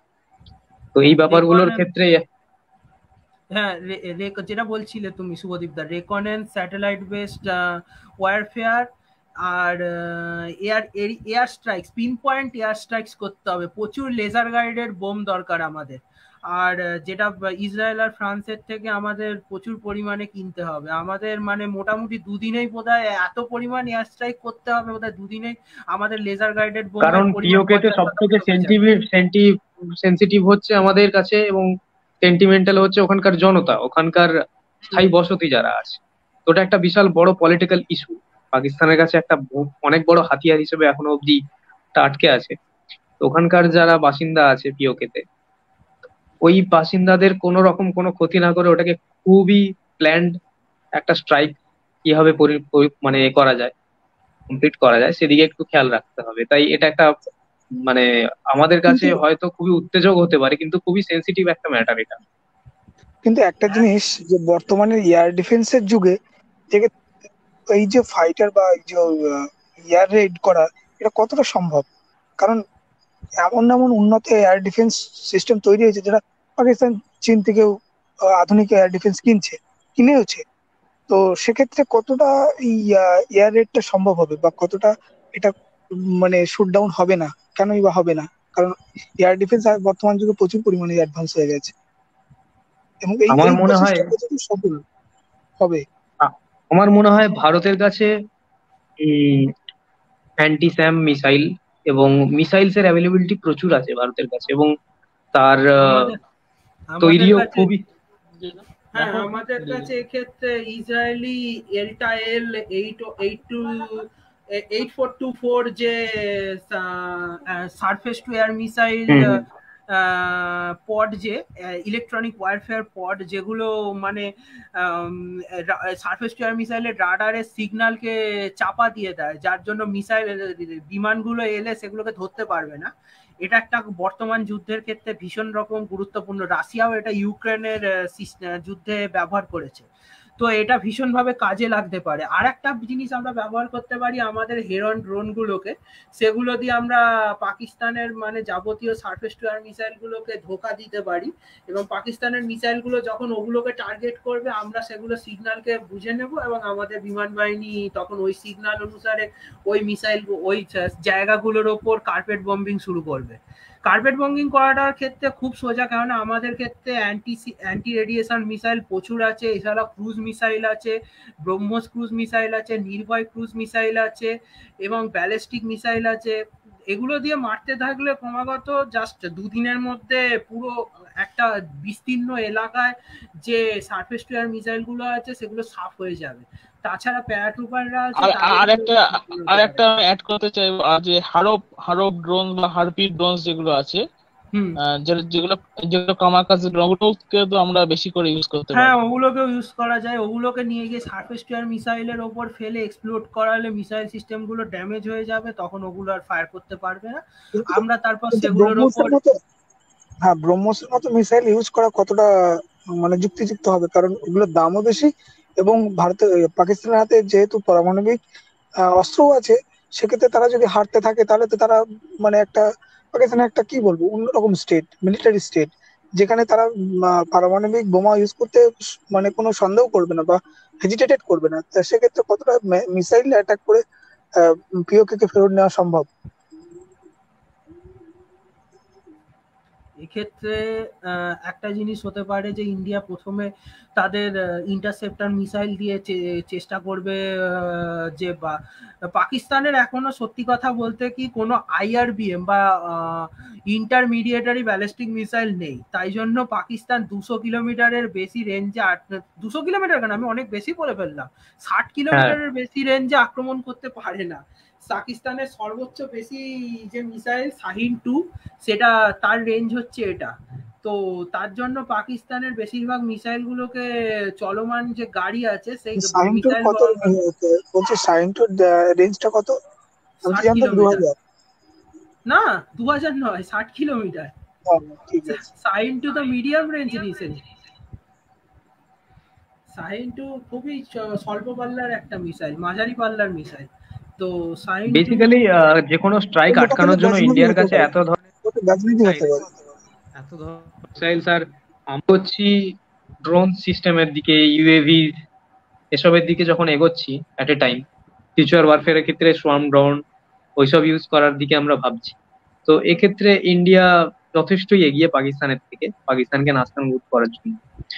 এছাড়াও যদি পরমাণুর ওপর ব্যাপারে আসে, যখন সম্ভাবনা হয়, সেক্ষেত্রে ভারতের যে এজেন্সি গুলো আছে, যেমন বা এই টাইপের যে এজেন্সি গুলো আছে, ইন্টেলিজেন্স ব্যুরো, এদের প্রচন্ড একটা গুরুত্বপূর্ণ ভূমিকা হয়ে যায়। তো পলিটিক্যালি যে ব্যাপারগুলো তখন কেমন ভাবে সরকার হ্যান্ডেল করে এই বিষয়টা দেখা। কিন্তু আমার যুক্তি তো এখানে যে যদি আমরা পাকিস্তান পিওকে কে দখল করতে চাই, তাহলে প্রথমে আমাদের উচিত ওই ইন্টারনাল ম্যাটার গুলোকে, পাকিস্তানের ইন্টারনাল ম্যাটার গুলোকে ডিসেবল করে দেওয়া। মানে ওগুলোর মাধ্যমে জনগণকে পাকিস্তানকে পুরোটাই একটা অরাজক অবস্থার মধ্যে তৈরি করে তারপরে আমাদের মানে রাজনৈতিক ভাবে প্রচেষ্টা বা তারপরে মিলিটারি ভাবে প্রচেষ্টা চালাতে হবে। প্রথমে রাজনৈতিক ভাবে চালাতে হবে, সামরিক প্রচেষ্টা পরবর্তীতে আসবে। প্রথমে এই যে ডিসেবল করে দেওয়ার মাধ্যমে আমরা ওখানকার বিশৃঙ্খল অবস্থা তৈরি করে তাদেরকে তারপরে আস্তে আস্তে আমাদের ভারতে নিয়ে আসার একটা প্রচেষ্টা চালানো যেতে পারে। কারণ ব্রহ্মোস খুবই এফেক্টিভ এবং খুবই পাওয়ারফুল মিসাইল। ইন্ডিয়া কখনোই ছোটখাটো কোনো স্ট্রাইকের জন্য ব্রহ্মোস ইউজ করবে না। নির্ভয়ের ক্ষেত্রেও সেম ব্যাপারটাই আছে। নির্ভয়ও খুবই পাওয়ারফুল একটা মিসাইল, ওটা surface to surface cruise missile.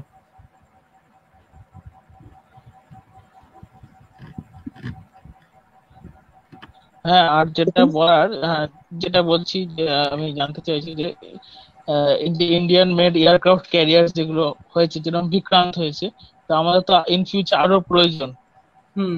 Minimum 4টে। হ্যাঁ, বা আমাদের সাবমেরিন প্রয়োজন, সেভাবে আমরা কিভাবে আত্মনির্ভর হয়ে উঠতে পারি? বিক্রান্ত ক্লাস এয়ারক্রাফট ক্যারিয়ার তো অলরেডি আরো অনেকগুলো বানানো হচ্ছে, যেগুলো মারমাগাও শিপডকে একটা স্পেশাল শিপডক তৈরিও করা হয়ে গেছে অলরেডি, যেখানে ক্যারিয়ার গুলো বানানো হবে শুধুমাত্র বিক্রান্ত ক্লাস ক্যারিয়ার গুলো। এবং এয়ারক্রাফট ক্যারিয়ার তৈরি করাটা তো ছোটখাটো ডিস্ট্রয়ার বা ফ্রিগেট তৈরি করার মতো নয়, এগুলো তৈরি করতে অনেকটা সময় লাগবে। তো এগুলোর টাইম লাগবে তৈরি করতে, আস্তে আস্তে হবে। খুব সম্ভবত 2023 সাল বা 35 সালও লেগে যেতে পারে আরো একটা নতুন এয়ারক্রাফট ক্যারিয়ারকে কমিশন করতে ইন্ডিয়ান নেভিতে। এবং আমাদের যে সাবমেরিন ফ্লিটে তো কালভারি ক্লাস যে সাবমেরিন গুলো আছে, তার লাস্ট সাবমেরিনটা ফেব্রুয়ারি মাসে 2024 সালে কমিশন হবে, লাস্ট যে কালভারি ক্লাস সাবমেরিনটা আছে। আর এগুলো খুবই এফেক্টিভ, এটা হলো ব্লু শার্ক টর্পেডো ছুটতে পারে, ও এগুলো অ্যাকুস্টিক হোমিং টর্পেডো, এবং এই টর্পেডো গুলো খুবই এফেক্টিভ। প্লাস এগুলো ফ্রেঞ্চ এক্সোসিড মিসাইল ক্রুজ মিসাইল ছুটতে পারে। আর এই এক্সোসিড ক্রুজ মিসাইলই কিন্তু আমেরিকার তৈরি স্যামুয়েল বি রবার্টসকে 1988 সালে, আর ব্রিটেনের ফ্রিগেট টাইপ 23 ফ্রিগেট HMS সেফিল্ডকে ডুবিয়ে দিয়েছিল। ফ্রান্সের কথাই যখন এলে আমি একটু অ্যাড করতে চাই, যেহেতু ফ্রান্সের সঙ্গে একটা ডিল হয়েছিল 3টে স্করপিয়ন ক্লাস সাবমেরিনের জন্য, তো ওটাও খুব তাড়াতাড়ি ফাইনালাইজ হতে চলেছে। ইভেন MOU সাইন হয়ে গেছে। এছাড়াও 6টা জার্মান সাবমেরিনের জন্যও ইন্ডিয়া যোগাযোগ করছে, ইন্ডিয়ান কথা বলেছে। এছাড়াও প্রজেক্ট 75I কতটা তাড়াতাড়ি সম্পূর্ণ হচ্ছে সেটাও একটা খুব গুরুত্বপূর্ণ ব্যাপার। তো ইন্ডিয়ান সাবমেরিন ফ্লিটকে খুব দ্রুতভাবে বাড়ানো দরকার, কারণ আমরা সাবমেরিনের দিক থেকে খুবই খুবই পিছিয়ে। আর এয়ারক্রাফট ক্যারিয়ার INS বিশাল যেহেতু একটা প্ল্যান করা হয়েছে, তবে ওটারও অনেক কমপ্লিকেশনস রয়েছে। তার টন নিয়ে কত টন করা যেতে পারে এবং কতটা তাতে ওয়েস্টার্ন সিস্টেমস বা মডার্ন সিস্টেমস দেওয়া যেতে পারে, ক্যাটাপুল সিস্টেম, এই ব্যাপারগুলো একটু এখনো ধোঁয়াশার মধ্যে রয়েছে। তবে ইমিডিয়েট ইন্ডিয়ার 2030 বা 32-এর মধ্যে আরো একটা এয়ারক্রাফট ক্যারিয়ার খুবই প্রয়োজন অপারেশনাল হওয়া।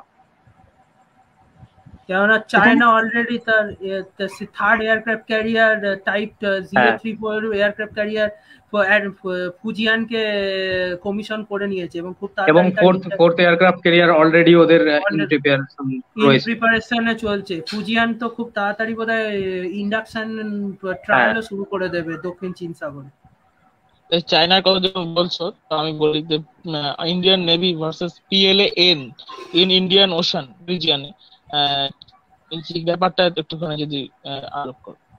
এক্ষেত্রে আমি এবার এই মলাক্কা প্রণালীর ব্যাপারটায় ফিরে আসি। এতক্ষণ যেটা মলাক্কা প্রণালীর ব্যাপারটা আমি থেমে গেছিলাম, এই মলাক্কা প্রণালীর ব্যাপারটা চলে আসি।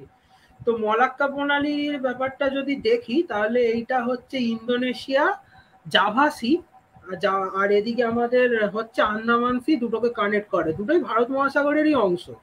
আর এর থেকে ঠিক যদি আমরা একটু উত্তর পশ্চিম দিকে ওপরে উঠি, তাহলে হচ্ছে আন্দামান নিকোবর দ্বীপপুঞ্জ, আর ওপরে উঠলে থাইল্যান্ড, নিচে ইন্দোনেশিয়া, আর এদিকে যদি দক্ষিণ একটু পূর্ব দিক দেখাবে বলেছিল, ওটা যদি দেখাতে পারো তাহলে সুবিধা হবে। তুমি স্ক্রিন শেয়ারটা করবে, বুঝতে সুবিধা হবে। মালাক্কা প্রণালী আর কিছু প্রশ্ন এসছে কমেন্টে, আমরা ওগুলোও নেবো এটা আলোচনার পরে। বেসিক্যালি ইন্ডিয়ান ওশেনিয়ানের ক্ষেত্রে আমরা দুটো দেশের হেল্প ডিরেক্টলি পেতে চলেছি, এক অস্ট্রেলিয়া এবং 2 জাপান। তো আমি মালাক্কা প্রণালীর ব্যাপারটা একটু দেখিয়ে দিই।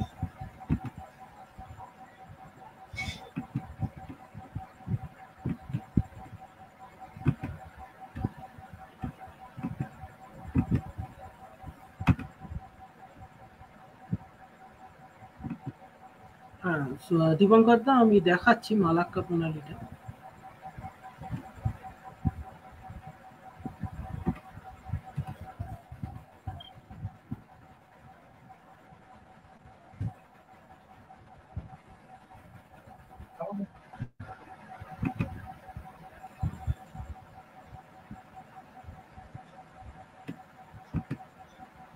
এই ছবিটা দেখাই, তাহলে হয়তো ভালোভাবে বোঝা যাবে।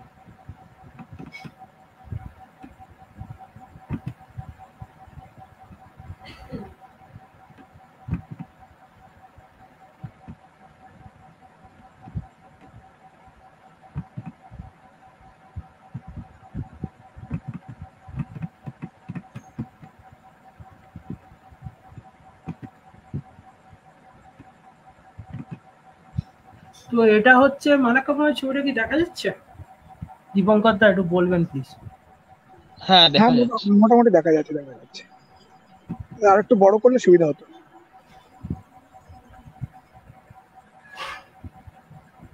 এর মধ্যে আমি একটা প্রশ্ন দিতে চাইছি, উনি বারবার জানতে চাইছেন আশিত বরণ নায়ক। আচ্ছা, দেখুন প্রশ্নটা একবার দেখো, আমি পিন করে দিয়েছি যে আচ্ছা, আর্মির নতুন ইউনিফর্মের কতগুলো ভেরিয়েন্ট আছে?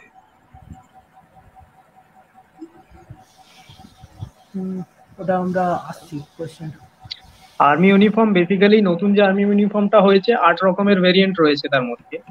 যেমন শীতকাল বা সামারের ক্ষেত্রে যেমন রয়েছে তোমার অলিভ গ্রিনের যে প্যাটার্নটা রয়েছে, এছাড়াও ক্যামোফ্লেজ ইউনিফর্মটা যেটা রয়েছে, এগুলো রয়েছে। এছাড়াও যেমন বিভিন্ন সেরেমোনিয়াল ইভেন্টস এর জন্য, তারপর প্যারাট্রুপার্সদের জন্য, ওদের জন্য আরো ভ্যারিয়েন্টের ইউনিফর্ম রয়েছে। তো বেসিক্যালি নতুন ভ্যারিয়েন্টের নতুন যে ইউনিফর্মটা হয়েছে তার 8টে ভ্যারিয়েন্ট রয়েছে আর কি। আচ্ছা, তো এবার এটা হচ্ছে মালাক্কা প্রণালী। এই যে এই নীল, এই রেড যে মার্কটা দেয়া রয়েছে, এটা হচ্ছে মালাক্কা প্রণালী, স্ট্রেট অফ মালাক্কা। দেখা যাচ্ছে তো? মানে আমি জুম করলাম। হ্যাঁ হ্যাঁ, দেখা যাচ্ছে, অসুবিধা নেই। হ্যাঁ, আমি হাইড করছি নিচের এই লেখাটা। হ্যাঁ, তো এটা হচ্ছে, এই হচ্ছে আমাদের ভারতবর্ষ, এই বাংলাদেশ, এই মায়ানমার, এই লাওস, এর নিচে গেলে থাইল্যান্ড, এই মালয়েশিয়া, এদিকে আসলে হচ্ছে থাইল্যান্ডে আমাদের ইন্দোনেশিয়া, এটা মালয়েশিয়ার কিছু অংশ। তো এই দিকে এই হচ্ছে হংকং, মানে আমাদের আরো যদি ওপরে আমরা যাই তাহলে আমরা চীনের বেজিং ফেজিং লেখাগুলো পাবো, চীনের রাজধানী। এই হচ্ছে তাইওয়ান, যার সাথে ঝামেলা চীনের। আর এই ফিলিপিন্স। এইদিকে গেলে অস্ট্রেলিয়াকে পাবো। তো অত কিছু দেখানো হয়নি ছবিটার মধ্যে। এই ছবিটার মধ্যে আমাদের মূলত ভারত মহাসাগরকেই দেখানো হয়েছে, বে অফ বেঙ্গল। তো এই চীনের এইখানেই আমাদের চীনের যে গুপ্তচর বাহী যে জাহাজটা, ইলেকট্রনিক ইন্টেলিজেন্স ওয়ারফেয়ার জাহাজ, সেটা এসে কিছুদিন আগে এই কলম্বো বন্দরে ভিড় করেছিল। এই চীনের এই হাইনান বন্দর, এই হচ্ছে হাইনান বন্দর, এই সাউথ চায়না সি, এইখান থেকে এই জাহাজটা ভ্রমণ করতে করতে করতে করতে করতে এই মালাক্কা প্রণালী ধরে, এই মালাক্কা প্রণালী ধরে, এটা হচ্ছে সাবাং পোর্ট, এটা ইন্দোনেশিয়ার। এই আন্দামান সাগর, এই আন্দামান সাগর ধরে এই এই এই শ্রীলঙ্কার এইখানে এসে ভিড় করেছিল। তো এখন কথা হচ্ছে, আমাদের প্রাঞ্জলদা যে প্রশ্নটা করলো যে ইন্ডিয়ান নেভি আর পিপলস লিবারেশন আর্মি নেভি, যেটা কিনা চীনের নৌবাহিনী, তো এটার মধ্যে ভারত মহাসাগরে ঠিক কতটা ক্ষমতা প্রদর্শনের ক্ষমতা রাখে? তো যেটা বলবো যে চীন প্রথম তার ক্ষমতা প্রদর্শন শুরু করে ভারত মহাসাগরে 2008 সালের পর থেকে। আরো ভালোভাবে বলতে গেলে 2010 সাল থেকে, যখন চীন তার বেশিরভাগ টাইপ 24 এইগুলোকে আমি দেখাচ্ছি।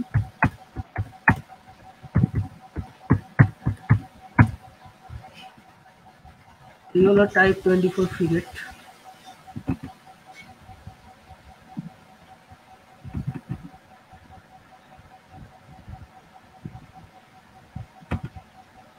এই টাইপ 24 ফ্রিগেট গুলো পাঠানো শুরু করে। তো এইগুলো হচ্ছে তোর অ্যান্টিসিপ মিসাইল, আর এখান থেকে ওরা সারফেস টু এয়ার মিসাইল ছুটতে পারে। তো মালাক্কা স্টেডিয়াম ফিরে আসি আবার। তো এগুলো তো এখানে এখন গত কয়েক বছরে যেটা হয়েছে, ভারতবর্ষ তার নেভিকে অনেক অনেকভাবে উন্নত করেছে। এখন যদি ভারতবর্ষ আরো একটা যেটা করেছে, এই যে আন্দামান নিকোবর যে ছোট্ট আইল্যান্ডটা দেখছেন, এই জায়গাটায় প্রচুর পরিমাণে তার নতুন যে যুদ্ধ জাহাজগুলোকে মোতায়েন করেছে। এই যুদ্ধ জাহাজগুলোর মধ্যে সবচেয়ে যে উন্নত মানের যুদ্ধ জাহাজ, সেটা হলো shallow water corvette. Shallow water corvette গুলো সবচেয়ে বেশি যেটাতে যে কাজটা করতে পারে সেগুলো হলো এগুলো RU-6000 রাশিয়ার তৈরি অ্যান্টি সাবমেরিন ওয়ারফেয়ার রকেট ছুটতে পারে, আর টাইপ 52 বা T-52 টর্পেডো ফায়ার করতে পারে। আর সেই সঙ্গে এতে অনেক রকম অ্যান্টিশিপ মিসাইলও বসানো থাকে সেলফ ডিফেন্সের জন্য। তো এই করভেটগুলোকে এখানে মোতায়েন করা হয়েছে। আর এছাড়াও ডেস্ট্রয় নানা সময় ভারতের সাউদার্ন কমান্ডের ডেস্ট্রয়ারগুলো এখানে এসে ডকিং করে, ডেস্ট্রয়ার ফ্রিগেটগুলো। এছাড়া এখানে আছে আমাদের P-81 যেসব যে আমেরিকা থেকে যে P-8I Neptune anti submarine warfare বিমানগুলো কেনা হয়েছে, P-8I যে অ্যান্টি সাবমেরিন ওয়ারফেয়ার বিমানগুলো, নেপচুন, হ্যাঁ Neptune, P-8I Neptune, P-8I Neptune. নেপচুনও খুব স্ট্রং ইলেকট্রনিক ওয়ারফেয়ার এবং স্ট্রং রিকগনিশনের জন্য খুবই উন্নত মানের। এবং একটা আজকে খুব সম্ভবত অস্ট্রেলিয়ার জাকার্তা বন্দরে দাঁড়িয়েছে। এই হলো P-8I নেপচুন। এবং P-8I নেপচুন এই বিমানগুলো মোতায়েন করা হয়েছে ভারতীয় নৌসেনা।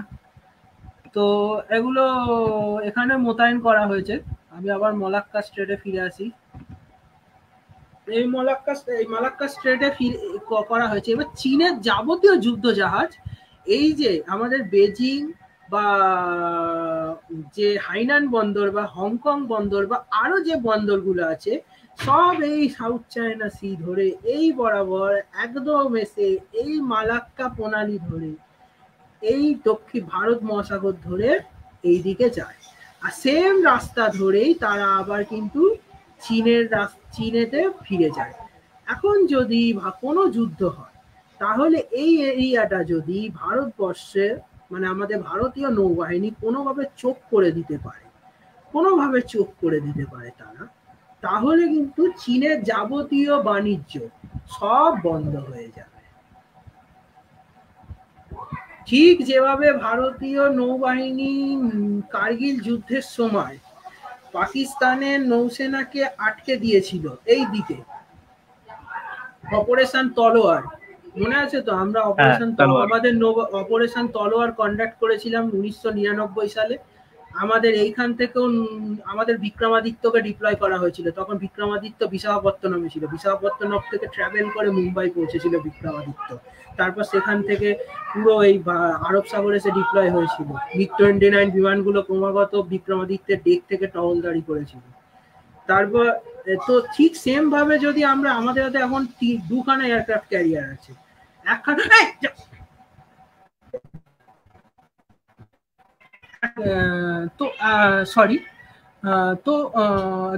দুখানা আমাদের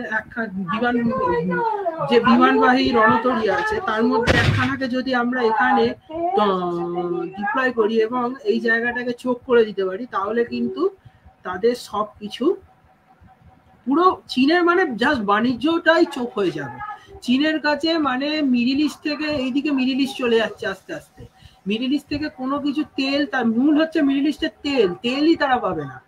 সেই কারণে কিন্তু চায়না এই রাস্তা ধরে, এই মধ্য এশিয়া ধরে, এই বাংলাদেশ ধরে, এই মায়ানমার ধরে তারা পাকিস্তান বরাবর নতুন একটা রাস্তা তৈরি করার চেষ্টা করছে। সেই কারণে এই রুটটা ধরে, কেননা এই মালাক্কা প্রণালী কিন্তু তারা বেশি দিন ভরসা করতে পারছে না। কেননা শুধু এক্ষেত্রে শুধু ভারতবর্ষ একা থাকবে না, ভারতবর্ষের সাথে কিন্তু এরপর আস্তে আস্তে এই এলাকাটাতে জাপানিজ নেভি, ইউএস নেভি সবাই যোগ দেবে। ইউএস নেভির যে দুটো একটা বড় এয়ারক্রাফট ক্যারিয়ার ক্রমাগত এই এরিয়াতে টহল দেয়, ইউএসএস রোনাল্ড রেগন আর ইউএসএস নিমিটস, ক্রমাগত এই এরিয়ার মধ্যে দিয়ে তারা টহলদারি করে। তাদের ইউএস এর একাধিক ফ্লিট এই এরিয়াতে ডিপ্লয় আছে। 7 ফ্লিটের দায়িত্ব এই এরিয়াটা টহলদারি করা। 7 ফ্লিটের মূল দুটো জাহাজ হলো ইউএসএস রোনাল্ড রেগন আর ইউএসএস নিমিটস। দুটোই নিমিটস ক্লাসের এয়ারক্রাফট ক্যারিয়ার। ওরা এই এরিয়াটাতে ক্রমাগত টহলদারি করে। এবার চীনের ভয় হচ্ছে যে একবার যদি ভারতের সাথে যুদ্ধ বাঁধে, তাহলে ভারত এই এরিয়াটা চোখ করে দেবে আর তাদের সাথে জাপানি সেনা, জাপানি নৌবাহিনী আর আমাদের আমেরিকান নৌসেনা এসে যুক্ত হবে। খুব কিছুদিন আগে তো ফ্রান্সের দুটো ডেস্ট্রয়ার লরেন আর নরম্যান্ডিও এখানে আমাদের আন্দামান দ্বীপপুঞ্জের যে নৌঘাটি আছে সেখানে এসে দাঁড়িয়েছিল। তো এখন চীনের একটা ভয় বেড়ে গেল যে এরপর ফ্রান্সও হয়তো এই জলে যোগ দিল, ফ্রান্সের নৌসেনা। তো এই ক্ষেত্রে বলতে পারবো যে ভারতীয় মহাসাগরে কিন্তু আস্তে আস্তে ভারতীয় নৌবাহিনী তার পুরনো যে হারিয়ে যাওয়া গৌরবটা আস্তে আস্তে ফিরে পাচ্ছে। আর আরো একটা ব্যাপার হলো, ভারতের দুটো যুদ্ধ জাহাজ আইএনএস কলকাতা আর আইএনএস সহ্যাদ্রি অলরেডি দক্ষিণ চীন সাগর পার করে দক্ষিণ প্রশান্ত মহাসাগরে টহলদারি চালাচ্ছে। তো সেক্ষেত্রে বলবো যে ভারতের নৌবাহিনীর টহলদারির এলাকাও আস্তে আস্তে বৃদ্ধি পাচ্ছে। আর এসব ভয়ের কারণেই চায়না বাংলাদেশ এবং শ্রীলঙ্কাতে তার অ্যাক্টিভিটিস বাড়াচ্ছে, সাবমেরিন রিলেটেড। অ্যাকচুয়ালি চায়না দেখতে চাইছে যে ভারতবর্ষ কি করছে, ভারতীয় নৌবাহিনীর মোটিভটা কি। কেননা যুদ্ধ হলে তো কোনো শত্রু যদি তার অ্যাক্টিভিটি বাড়াতে থাকে তাহলে শত্রুকে প্রতিহত করার জন্য তো আমাকে তৈরি থাকতে হবে। চায়না অ্যাকচুয়ালি এইভাবেই ভাবছে। কিন্তু আমাদের একটা বিষয়, আমাদের বাংলাদেশ থেকে কতটা বিপদের সম্ভাবনা আছে? বাংলাদেশের জনগণ অ্যাকচুয়ালি দুই ভাগে বিভক্ত। একদল ভারতবর্ষকে সাপোর্ট করে যারা হাসিনা সরকারকে ভোট দেয়, আর যারা হাসিনা সরকারকে ভোট দেয় না তারা ভারতবর্ষের বিরুদ্ধে কথা বলে। কিন্তু আমার মনে হয় যে সামরিকভাবে বা ওইভাবে আমাদের বাংলাদেশের থেকে কোনো ভয় পাওয়ার কারণ নেই, কারণ বাংলাদেশ আমাদের উপর যথেষ্ট ক্ষেত্রে ডিপেন্ডেবল, সামরিক দিক দিয়ে হোক বা আর্থিক দিক দিয়ে হোক। সামরিক দিক দিয়ে না হলেও কিন্তু সামরিক সক্ষমতা ভারতের সঙ্গে ম্যাচ করা বাংলাদেশের পক্ষে এখন খুবই। তবে বাংলাদেশে শেখ হাসিনার সরকার থাকাটা ভারতবর্ষের পক্ষে সামরিকভাবে এবং কূটনৈতিকভাবে খুব জরুরি, কেননা এই সরকার ভীষণভাবে ভারতপন্থী। কতগুলো প্রশ্ন এসছে সেগুলো একবার দেখে নিই। একজন দিয়েছে, আমি একটা প্রশ্ন পিন করলাম, এটা একবার দেখে নাও।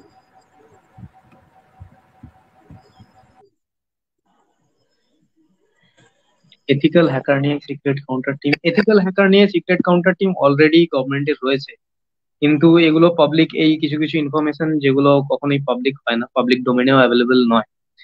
যেমন আর অন্যান্য দিক থেকেও ইন্ডিয়ান সাইবার সিকিউরিটি এবং সাইবার টিম অনেক আগের থেকে অনেক স্ট্রং হয়েছে।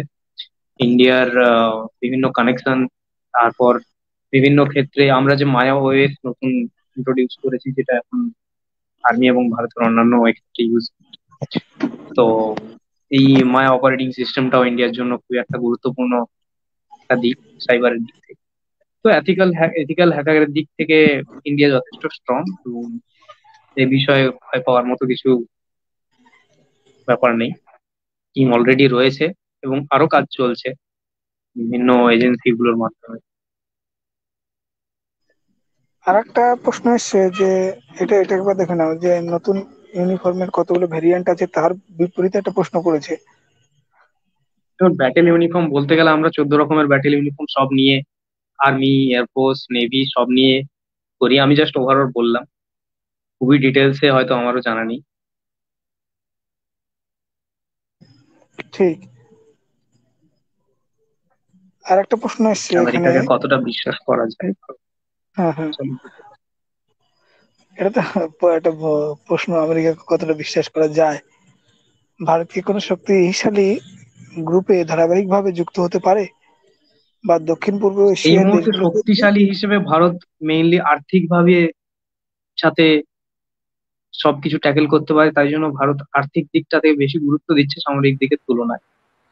যেমন আমাদের যে কটা সংগঠন রয়েছে তার মধ্যে সবকটাই আর্থিকভাবে ভারত গুরুত্বপূর্ণ স্থানেও রয়েছে, এবং ওইগুলোকে, যেমন G20 সম্মেলন যেটা হচ্ছে, ওটাতেও ভারতের মেইন উদ্দেশ্য আর্থিকভাবে সচ্ছল হওয়া এবং বিভিন্ন দিক থেকে অ্যালাইটাকে মেনটেন করে রাখা।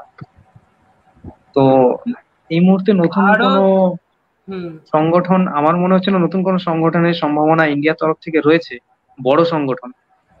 ভারত এই মুহূর্তে নতুন কোনো সংগঠনের তৈরি করার প্রয়োজন নেই। তুলনামূলকভাবে আমি বলবো কোয়াদকে ভারতের আরো গুরুত্ব দেওয়া উচিত, বিশেষ করে যখন জাপানি নৌসেনা এবং আমাদের আমেরিকান নৌসেনারা ক্রমাগত ভারতীয় নৌসেনাদের সাথে বিভিন্ন অনুশীলন করছে এবং আমেরিকান সেনা সরকার ভারতীয় সরকারের সাথে বিভিন্ন চুক্তি স্বাক্ষর করতে আগ্রহী। এটা ঠিক কথা যে আমেরিকার একাধিক আমেরিকার সামরিক সরঞ্জামের দাম অনেক বেশি, কিন্তু তুলনামূলক এটাও ঠিক কথা যে যতক্ষণ না তুমি কোনো দেশকে তুমি তোমার দেশকে অন্য কোনো দেশের কাছে খুলে দেবে ততক্ষণ কিন্তু সেই দেশ তোমার সাথে কোনো প্রযুক্তি শেয়ার করবে না। তো সেই হিসেবে বলবো যে আমেরিকাকে পুরোপুরি নিজের দেশের জন্য খুলে না দিলেও আন্দামান বা নিকোবর দ্বীপপুঞ্জের মতো ছোট ছোট দ্বীপগুলোকে মানে মার্কিন নৌসেনা বা মার্কিন বিমান বাহিনীর জন্য খুলে দেওয়া উচিত। যেমন ডিয়েগো গার্সিয়াতে মার্কিন নৌসেনার একটা এবং মার্কিন বিমান বাহিনীর একটা বেস আছে, সেরকম আন্দামান বিমান নিকোবর দ্বীপপুঞ্জে যদি জাপানি নৌসেনা এবং মার্কিন নৌসেনা মার্কিন বিমান বাহিনী একটা বেস তৈরি করে, ভারতীয় নৌবাহিনী ভারতীয় বিমান বাহিনীর সাথে তারা একসাথে অনুশীলন করে। আমার এইখানে আমার একটা দ্বিমত আছে যে যেহেতু যে আন্দামান নিকোবরে যদি কোনো দেশকে প্রবেশাধিকার দেওয়া হয় সেক্ষেত্রে একটা বিষয় কি, সেক্ষেত্রে কিন্তু ভারতের যে সার্বভৌম সেখানে সেটাই খর্ব হবে এবং ভারত এত দুর্বল নয় যে কোন দেশের সাহায্য নিয়ে তাকে অপরের সাথে বা ছেলের সাথে সংগ্রাম করতে হবে। এটা সম্পূর্ণ না দুর্বলতা, কারণ আমাদের এখানে যে ওয়ারফেয়ার বা টেকনোলজি বা সমস্ত কিছু কিন্তু কম্প্রোমাইজ করা হয়ে যাবে। হ্যাঁ, আমি বলছি যে কৌস্তব বলছি যে এই ব্যাপারটা যে আমরা যে বিভিন্ন বিভিন্ন যে চুক্তি স্বাক্ষর করছি, যেমন কোমকাসা, হ্যাঁ, যেগুলো করেছিলাম আমরা আগে আমেরিকার সাথে বলো বা অন্যান্য দেশের সাথে, সেই রকম চুক্তির হিসাবে মানে আসলে আলোচনাটা করছে, তাই তো? হ্যাঁ, সেই রকম চুক্তির হিসেবে মানে স্ট্র্যাটেজিক্যালি প্রত্যেকটা দেশের জন্য গুরুত্বপূর্ণ। আমাদেরও অনেক এয়ারবেস বাইরে বাইরে রয়েছে এবং আমরা স্ট্র্যাটেজিক্যালি অনেক এয়ারবেস অনেক গুরুত্বপূর্ণ জায়গায় করছি যাতে এই কাউন্টার আমাদের অন্যান্য এগুলোকে কাউন্টার করা যায়। তো সেক্ষেত্রে এর কিছু কিছু যেরকম বলছি যে মালাক্কা স্টেটের যেটা তুমি ছবিটা দেখিয়েছিলে, সেরকমই বলি, যেরকম ইন্দোনেশিয়ার সাথে যদি আমরা মানে যেরকম সাবাং পোর্টটা কখনো কখনো ইন্ডিয়া ইউজ করে থাকে, বা ভিয়েতনামের হানোই এর ওখানে কখনো কখনো ইন্ডিয়ান এয়ারফোর্স বা ইন্ডিয়ান নেভি কখনো কখনো ইউজ করে, বা ফিলিপিন্সের সাথে যেটা ফিলিপিন্স আমাদের ব্রহ্মোস নিয়েছে, বা পাপুয়া নিউ গিনিতে কিছুদিন আগে ডক করেছিল ইন্ডিয়ান নেভির একটা জাহাজ, সেরকম যদি আমরা ইউজ করতে পারি তাহলে তো আমরা চায়নাকে সাউথ চায়না সিতেই আমরা কাউন্টার করতে পারবো। আর যেরকম ওরা আমাদের এখানে শ্রীলঙ্কা বা বাংলাদেশে এসে করছে, এরকম ইউজ করে না। চায়না কিন্তু শুধু ইউজ করে থেমে থাকছে না, চায়না কিন্তু প্রপার মিলিটারি বেস করছে। আমাদেরকেও সেই রকম ভাবে এগোতে হবে। তবে হ্যাঁ, আমাদেরকে যদি জাপান বা আমেরিকা আমাদের দেশে তাদের বেস বানাতে চায়, তবে তার বদলেও কিন্তু আমেরিকা আর জাপানকে তাদের টেকনোলজি আমাদের দেশের সামরিক সংস্থা বা প্রতিরক্ষা দপ্তরের সাথে শেয়ার করতেই হবে। সেই শর্তে কিন্তু আমেরিকান সরকারের আর বা জাপানি সরকারের সাথে ভারত সরকারকে চুক্তি স্বাক্ষর করতে হবে। আমি আমার ঘর খুলে দেবো কোনো অন্য অতিথিকে, তাহলে সেই অতিথিকেও তো আমাকে কিছু দিতে হবে না। তাহলে আমি যখন সেই অতিথি তোমার বাড়ি যাব, তখন তোমাকেও তো আমাকে তোমার ঘরে ঢুকতে দিতে হবে। তুমি যদি আমাকে জুতো মেরে তাড়িয়ে দাও, তাহলে আমি কি তোমাকে আমার ঘরেতে পরে ঢুকতে দেবো? আমি এই প্রশ্নটা যখন এসেছিল সেই মুহূর্তে যখন এরো ইন্ডিয়ার শোতে আমেরিকা F-35 শো করেছিল এবং বিভিন্ন আমেরিকান যে অস্ত্র সেগুলো ইন্ডিয়া কেনার কথা ভাবছিল, এইসব ব্যাপারের ক্ষেত্রে একটা জল্পনা উঠেছিল যে আমেরিকা কি ন্যাটোতে হতে পারে, যেহেতু S-400 কেনার সময় ইন্ডিয়া কোনো স্যাংশনের সম্মুখীন হলো না সেভাবে ডিরেক্টলি। তো একটা জল্পনা উঠেছিল কি যে ন্যাটো কান্ট্রি থেকে ইন্ডিয়া যুক্ত হতে পারে, কিন্তু এখনো অবধি তার কোনো সম্ভাবনাই লক্ষ্য করা যাচ্ছে না এবং ভারতের জন্য সেটা প্রয়োজনীয় বলে মনেও হচ্ছে না আমার। তাই বড় কোনো সংগঠন এই মুহূর্তে ইন্টারনাল সিকিউরিটি নিয়ে আমি জিজ্ঞেস করি যে ইলিগাল ইনফিল্ট্রেশন যে আমাদের ইন্ডিয়া জুড়ে চারিদিকে হচ্ছে, মানে বেঙ্গল আসছে, বেঙ্গল থেকে চারিদিকে ছড়িয়ে যাচ্ছে, এতে অনেক জায়গায় ডেমোগ্রাফি চেঞ্জ হচ্ছে, যেমন কাশ্মীরে হয়েছিল 1994 থেকে। সেই রকম ইন্টারনাল ডিস্টারবেন্স এগুলো তো অনেক শত্রুরাও করিয়ে থাকে না, সেই ব্যাপারে তোমাদের কি বল? ইন্টারনাল ডিস্টারবেন্সের যদি বলতে থাকি তাহলে অ্যাকচুয়ালি ভারতবর্ষে অনেক কারণে ইন্টারনাল ডিস্টারবেন্স হচ্ছে। এটা শুধুমাত্র যে ডেমোগ্রাফিক চেঞ্জ যদি বলতে থাকি, তাহলে আমরা যদি দেখি এখন ভারতের ডেমোগ্রাফিক চেঞ্জের এই মূল বিষয়টা নিয়ে আমার সমস্যা। একটা মত আছে যে এই বিষয়টা নিয়ে যদি আমরা সামনের রবিবার বসি, যেহেতু হ্যাঁ এই হ্যাঁ হ্যাঁ, ওটাই মণিপুর, বেটার হবে। হ্যাঁ মণিপুর, মণিপুর, ওটাই বেটার হ্যাঁ হবে। ওই বিষয়টা নিয়ে তাহলে এর ভিতরেই চলে আসবে এবং বড় একটা হিউজ একটা হুম। আলোচনা হবে এবং হ্যাঁ হ্যাঁ, ওটাই বেটার হবে, ওটাই সবাই বেটার হবে। সবকিছু জানতেও পারবে। মানে হুম। এখানে মণিপুরের ব্যাপারটা যে মানে জাতিগত এথনিক গ্রুপগুলোর যে সংঘর্ষ, এগুলো কিন্তু খবরে সেইভাবে শিরোনামেও আসে না, আর আমরা জানতেও পারি না। কিন্তু আসল যে কারণগুলো কোথায় লুকিয়ে আছে সেগুলো আমাদের জানা প্রয়োজন। তো সেক্ষেত্রে আমরা একদিন বুঝতেই পারি ওটা নিয়ে, হ্যাঁ, ওটা তাই না? নিয়ে আমরা সেটাই বেটার হবে। ওটাই সুবিধা হবে।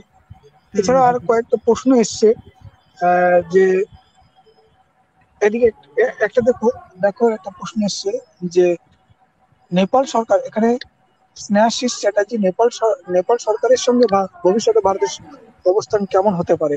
এটা ভালো প্রশ্ন। কেমন হতে পারে? নেপাল একটা গুরুত্বপূর্ণ দেশ ভারতের ক্ষেত্রে, প্রতিবেশী দেশ, এবং নেপালকে অবশ্যই আমাদের প্রতিবেশী দেশকে আর ভারতের পক্ষে রাখতে হবে, কারণ যে ভারতের যে হুম। উত্তরের যে একটা ব্যারিয়ার আছে, যে একটা সীমা আছে, যে একটা পাঁচিল আছে, তার মূল উপাদান হিসেবে নেপাল একটা দেশ অবস্থান করে আছে, এবং নেপাল চীন এবং ভারতের মধ্যে একটা বাফার স্টেট হিসেবে অবস্থান করছে। তো নেপাল একটা অত্যাধিক গুরুত্বপূর্ণ ভারতের সিকিউরিটির ক্ষেত্রে। তাহলে এটা কতটা ইম্পর্টেন্ট জায়গা? এটা ভালো প্রশ্ন, মানে দুজনকেও করতে চাইবো, আমিও নিজেও করতে চাইবো। আহ, নেপালের ব্যাপারটা যদি ধরি, তাহলে নেপালের যে নতুন সরকার এসছে, কিছুদিন আগে নেপালে ইলেকশন হলো, বা একটা যে কি বলবো, বাংলা ইলেকশনই বলছি আপাতত। তো সেই ইলেকশনের যে নতুন সরকার এসছে নেপালে, তো নেপালের সেই সরকারে দেখতে পাচ্ছি আমরা এখন যে তাতে কিছু নেপালের যে 50% এমপি আছে, তারা এখন ভারতীয়ের সাথে নতুন করে সম্পর্কের আলোচনা করতে চায়, এবং ভারতের সাথে যে দীর্ঘদিনকার সীমান্ত বিভেদ আছে সেই বিভেদ তারা মেটাতে চায়। এবং খুব সম্প্রতি ভারত সরকারও এ বিষয়ে আশার আলো প্রকাশ করেছে, এবং ভারতের বিদেশ দপ্তর বলেছে যে তারাও নেপালের সাথে সব সীমান্ত বিবাদ মিটিয়ে ফেলতে চায়। অবশ্যই এতে ভারতীয় যেন সীমান্তের কোনো ক্ষতি না হয়। এবং আমাদের সাথে নেপালের যে মূল সমস্যা হচ্ছে ভারতবর্ষের বিহার রাজ্যের কালাপানি যে জায়গাটা আছে, সেই কালাপানি জায়গাটাকে নিয়ে। তো এ বিষয়ে তারা নেপালের সাথে কথাও বলছে, নেপালের বিদেশ দপ্তরের সাথে। এবং নেপালে অনেক ভারতীয় বিদেশ দপ্তর বলেছে নেপালে ভারতের যে বিভিন্ন কনস্ট্রাকশন কোম্পানিগুলো আছে, তারা একাধিক প্রজেক্টে অংশ নিতে চায়, এবং অনেক স্কুল এবং একাধিক সড়ক ও রেলপথ নির্মাণের জন্য তারা খুব তাড়াতাড়ি অনেকগুলো প্রজেক্ট নেপালের সরকারের কাছে তুলে ধরছে।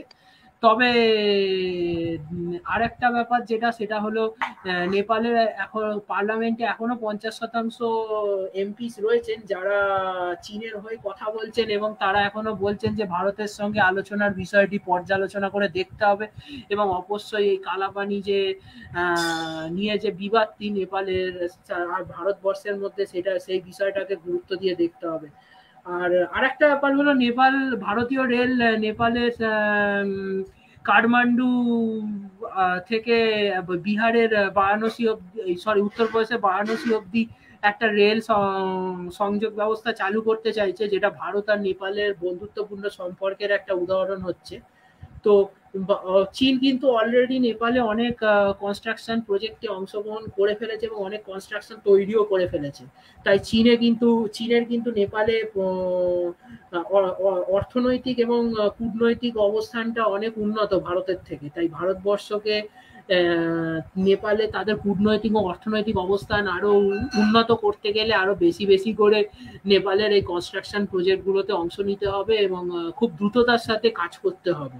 এখন দেখা যাক, বাকি কথা ভবিষ্যৎ বলবে। আর শুভদীপ দা, এ বিষয়ে কিছু বলতে চাইলে বলতে পারো।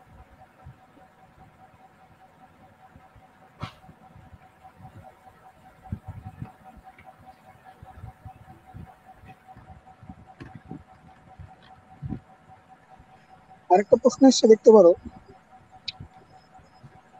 চাইনিজ স্পাইসিপ গুলোর সলিউশন বলতে বেসিক্যালি আমার আশেপাশের যে দেশগুলোকে আমি যদি নিজের আওতায় রাখতে পারি, তাহলে সেক্ষেত্রে চাইনিজ স্পাইসিপকে আমরা একটা লিমিট হুম। অব্দি আটকাতে পারবো। কিন্তু চাইনিজের রিকগনিশন সিস্টেম এতটাই স্ট্রং, যার জন্য আমাদের বিভিন্ন স্যাটেলাইটস এবং আরো অন্যান্য আমাদেরও স্পাইসিপস গুলোকে অ্যাক্টিভেট তৈরি রাখতে করতে হবে। হয়েছে।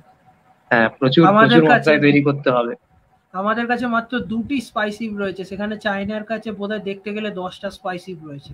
অ্যাওয়েক্সের দিক থেকে বা রিকগনিশনস এর দিক থেকে আমরা যথেষ্ট পিছিয়ে। ইভেন আমরা এটুকু বলতে মানে আমাদের লজ্জা প্রকাশ করা উচিত যে আমরা পাকিস্তানের থেকেও পিছিয়ে এইসব দিকে। হ্যাঁ, হ্যাঁ, আমাদের ওদের কাছেও কাছে বেশি অ্যাওয়েক্স রয়েছে আমাদের থেকে অ্যাভেলেবেল। ওদের কাছে ইলেকট্রনিক্স ওয়ারফেয়ার জেডও রয়েছে, সুইডেনের তৈরি ড্যাজল ফ্যালকন 20, এবং সেটা বলা চলে যে আমাদের বালাকোট এয়ার স্ট্রাইকের সময় অভিনন্দন বর্তমানের মিগ-21টাকে শুট ডাউন করার জন্য DF-21 হুম। ইলেকট্রনিক ওয়ারফেয়ার জেটগুলো কিছুটা অংশে যায়, যেগুলো আমাদের মিগ-21 আর আমাদের বাকি আমাদের যে IL-76 ফ্যালকন এওয়াক্স জেটগুলো ছিল তার মধ্যে সংযোগ বিচ্ছিন্ন করে দিয়েছিল। তাই জন্য চাইনিজ ওরা স্পাইসিপের একটাই চিকিৎসা, আমাদের নিজেদের রিকগনিশন সিস্টেম এনাফ মাত্রায় অ্যাভেলেবিলিটি রাখা দরকার। তৈরি করতে হবে। আমাদের কাছে 2টো স্পাইসিপ রয়েছে, ভালো রাইফেল তৈরি করতে পারছে। কে বলেছে ভারত এখনো 2টো রাইফেল ভালো রাইফেল তৈরি করতে পারছে না? আমাদের তিরুচিরাপল্লী AK-203 খুব ভালো পারফরমেন্স করেছে। AK-203 খুব ভালো পারফরমেন্স করেছে, এবং 2024 সালের মধ্যে প্রায় 30,000 AK-203 ইন্ডিয়ান আর্মিতে প্রবেশ করবে, যেগুলো ইনসাস রাইফেলকে সরিয়ে ফেলবে। ইনসাস রাইফেল 1980 সাল থেকে ভারতবর্ষের সার্ভিসে রয়েছে, এবং এগুলো খুব সম্ভবত ভারতীয় পুলিশ বাহিনীকে দিয়ে দেওয়া হবে। ভারতীয় পুলিশ বাহিনী এখনো সেই ভারতীয় পুলিশ বাহিনীর অনেক জেলার পুলিশ বাহিনী এখনো দ্বিতীয় বিশ্বযুদ্ধ সময়কার সেই Lee Enfield rifle, bolt action rifle use করে। তো সেই জন্য ভারতীয় পুলিশ বাহিনীকে ভারতীয় সেনার এই ইনসাস রাইফেল দিয়ে দেওয়ার কথা ভাবা হচ্ছে, আর তার বদলে AK-203 দিয়ে দেওয়া হবে। ও আর একটা ব্যাপার ভারতীয় রাইফেলের প্রসঙ্গে বলতে পারি, যে আমাদের দেশীয় প্রযুক্তিতে তৈরি ত্রিচি অ্যাসল্ট রাইফেলও ভারতীয় সেনাতে আনা হবে। ত্রিচি অ্যাকচুয়ালি রাশিয়ার AK-203 দেশীয় ভার্সন।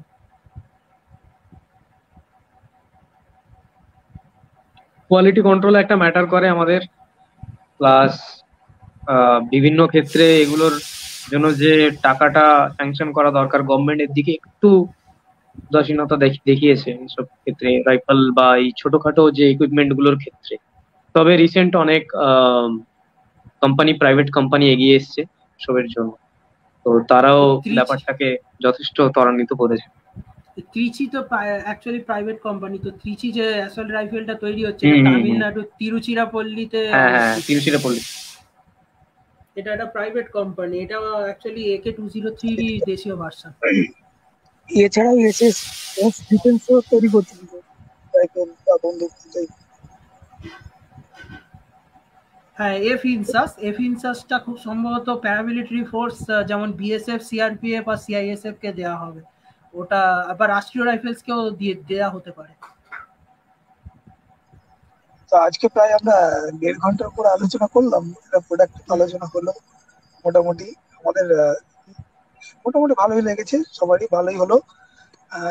পরবর্তীতেও আমরা আবার আলোচনা করব, দেখি আমরা সময় বুঝে কোন দিন কিভাবে করা যায়, যাতে তোমাদের আবার পাই সেটা আগে থেকেই বলে রাখলাম। তোমাদের অসংখ্য ধন্যবাদ এই প্রোগ্রামে আসার জন্য। ঠিক আছে, তাহলে এখানেই আজকে শেষ করছি নাকি? ঠিক আছে। ঠিক আছে।